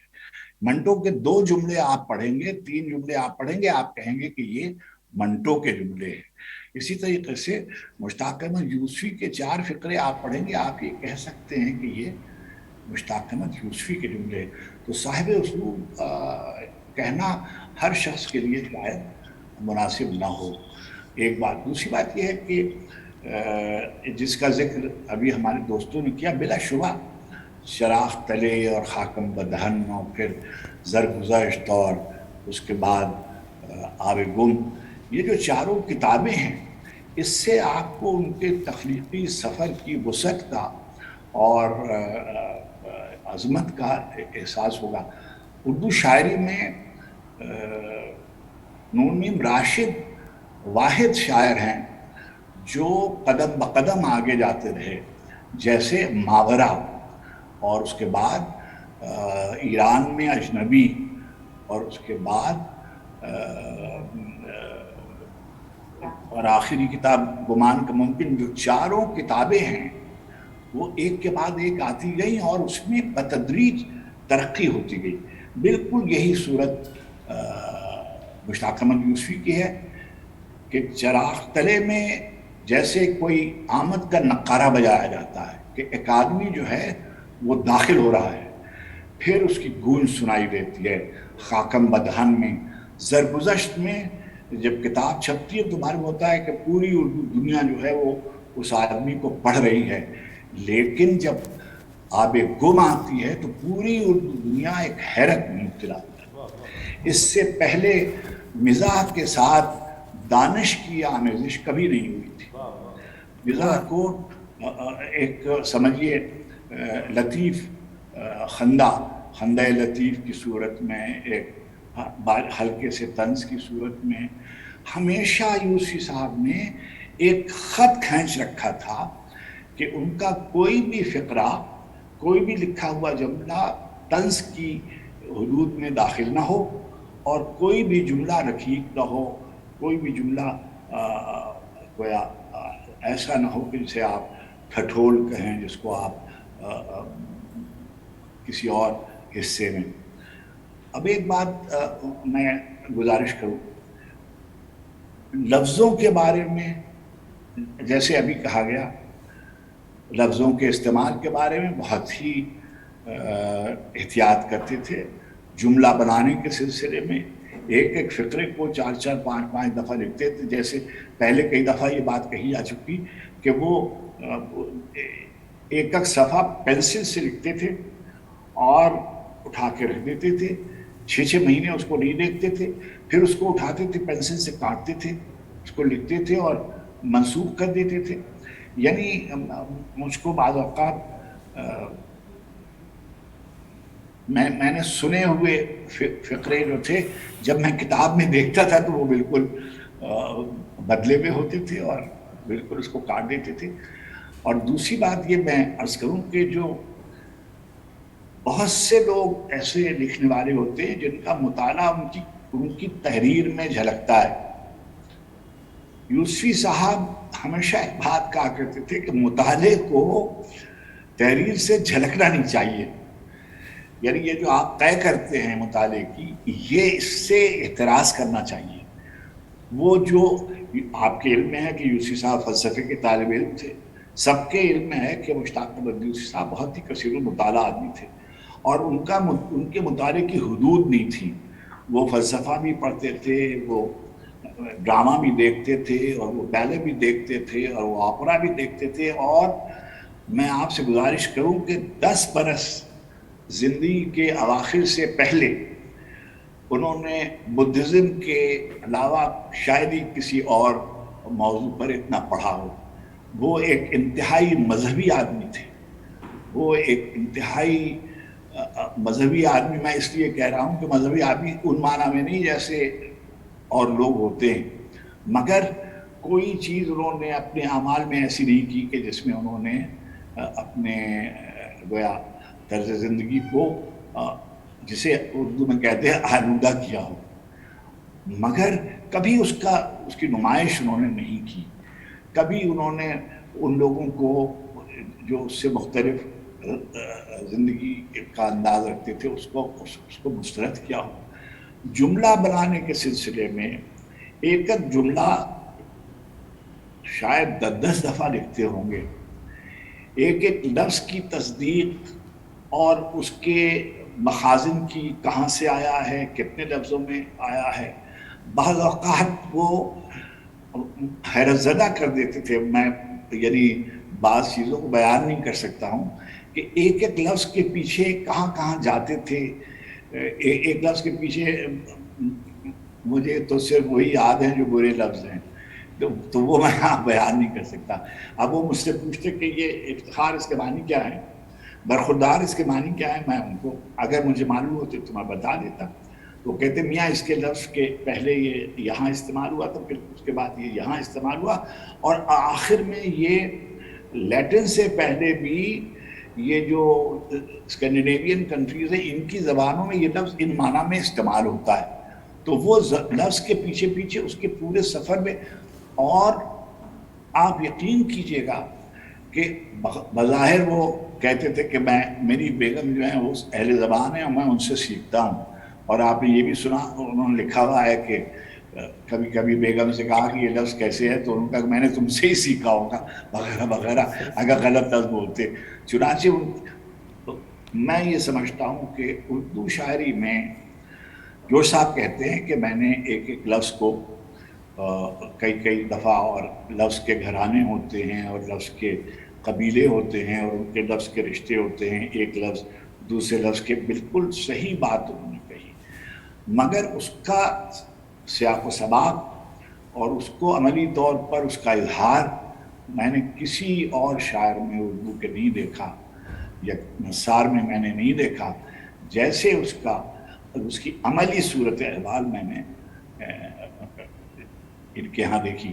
تو میں بالکل بغیر بلا شبہ بلا خوف تردید یہ بات کہہ رہا ہوں کہ اگر یہ بات کہی جاتی ہے کہ یہ عہد یوسفی ہے تو اس میں ذرہ برابر مبالغہ نہیں ہے. اور میں یہ بات بار بار کہتا ہوں کہ غالب کے خطوط کے بعد اردو نثر میں اگر کوئی صاحب اسلوب، اگر نہیں کوئی صاحب اسلوب نثر نگار ہے تو وہ مشتاق احمد یوسفی ہیں. بہت سے لوگ اچھا لکھنے والے ہیں، یعنی یہ نہیں ہے کہ اس عہد میں اچھا نہیں لکھا گیا، ناول نگار ہیں، سفر نامہ نگار ہیں، افسانہ نگار ہیں، تنقید نگار ہیں، مگر صاحب اسلوب نثر نگار جن کو ہم کہیں تو وہ صرف مشتاق احمد یوسفی کا. جہاں تک تعلق ہے آصف کا، آصف سے ہماری محبت بہت پرانی ہے. ہم نیازمند تھے جناب اسلم فاروقی صاحب کے.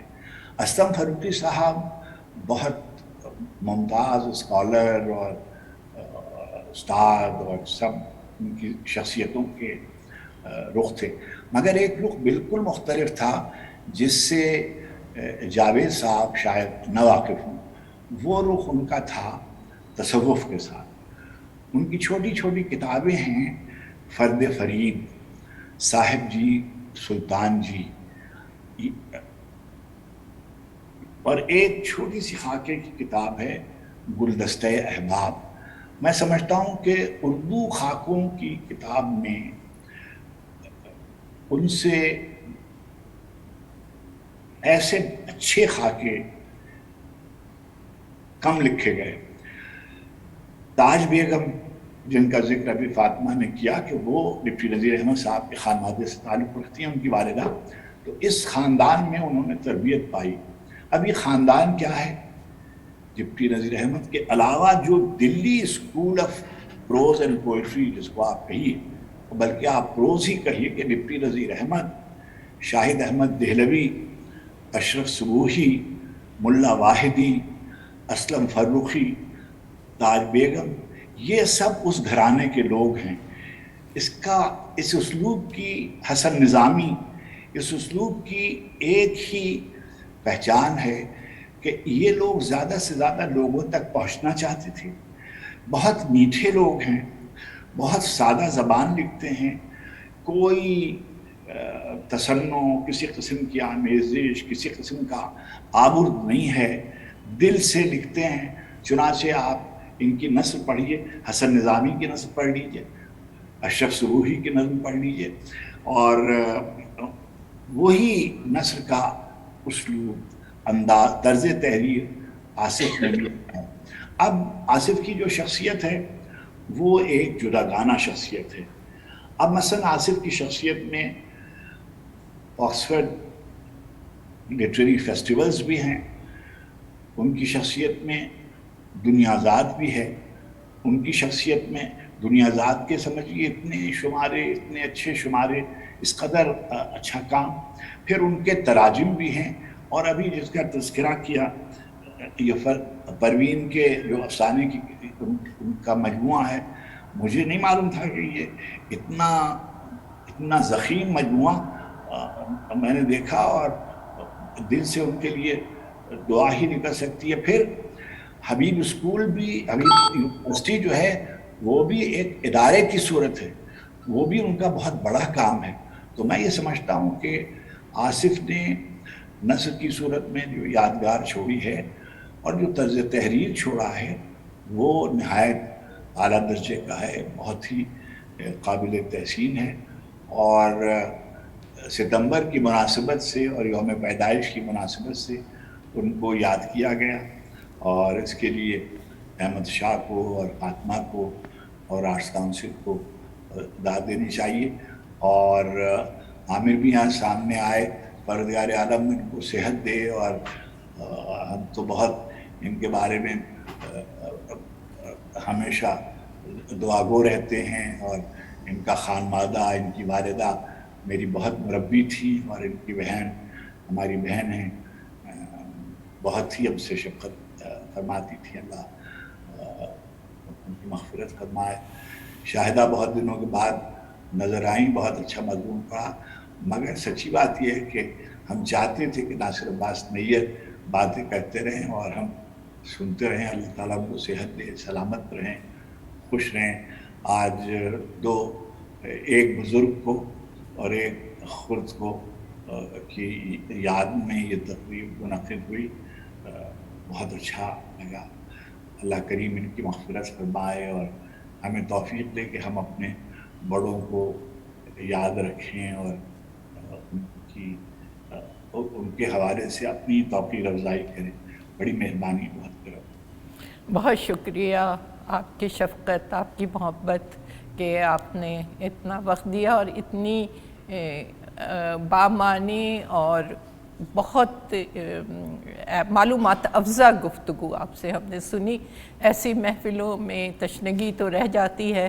انشاءاللہ ہم گاہے گاہے کسی نہ کسی بہانے ملتے رہیں گے، ناصر عباس نیر کو بھی پھر سنیں گے، آپ سب کے خیالات سے مستفید ہوں گے.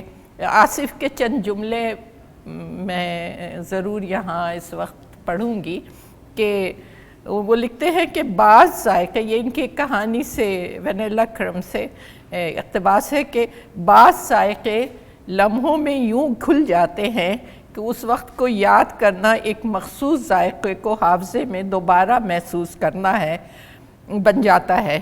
جیسے بچپن، سالگرہ کا دن اور نواز کا کیک. ایک کو یاد کرنے کا مطلب ہے تینوں کو محسوس کرنا. مجھے کیا پتہ یہ کہاں سے الگ ہوتے ہیں. تو اس وقت آصف کو اور یوسفی صاحب کو یاد کرنا، اور اس میں arts council of Pakistan Karachi میں یاد کرنا، ایسا ہی لگتا ہے کہ تینوں ذائقے گھل گئے ہیں. ہمیں نہیں پتہ کہ یہ کہاں الگ ہوتے ہیں. آرٹس کونسل آف کراچی کو جہاں اور بہت سے اعزاز حاصل ہیں، وہاں ہمارا یہ بھی فخر ہے کہ یہاں پہ شاہد رسام ایک اکیڈمی سے، جو آرٹ اکیڈمی ہے اور بہت اچھی اپنے نوعیت کی، ایک بہت ہی شہر کی کا ایک نشان بن گئی ہے، اس کے یہ سربراہ ہیں اور یہاں بچوں کو آرٹ سکھا رہے ہیں. اور ماڈرن آرٹس سے یہ ان کا بہت گہرا تعلق ہے، ساری دنیا میں پہچانے جاتے ہیں.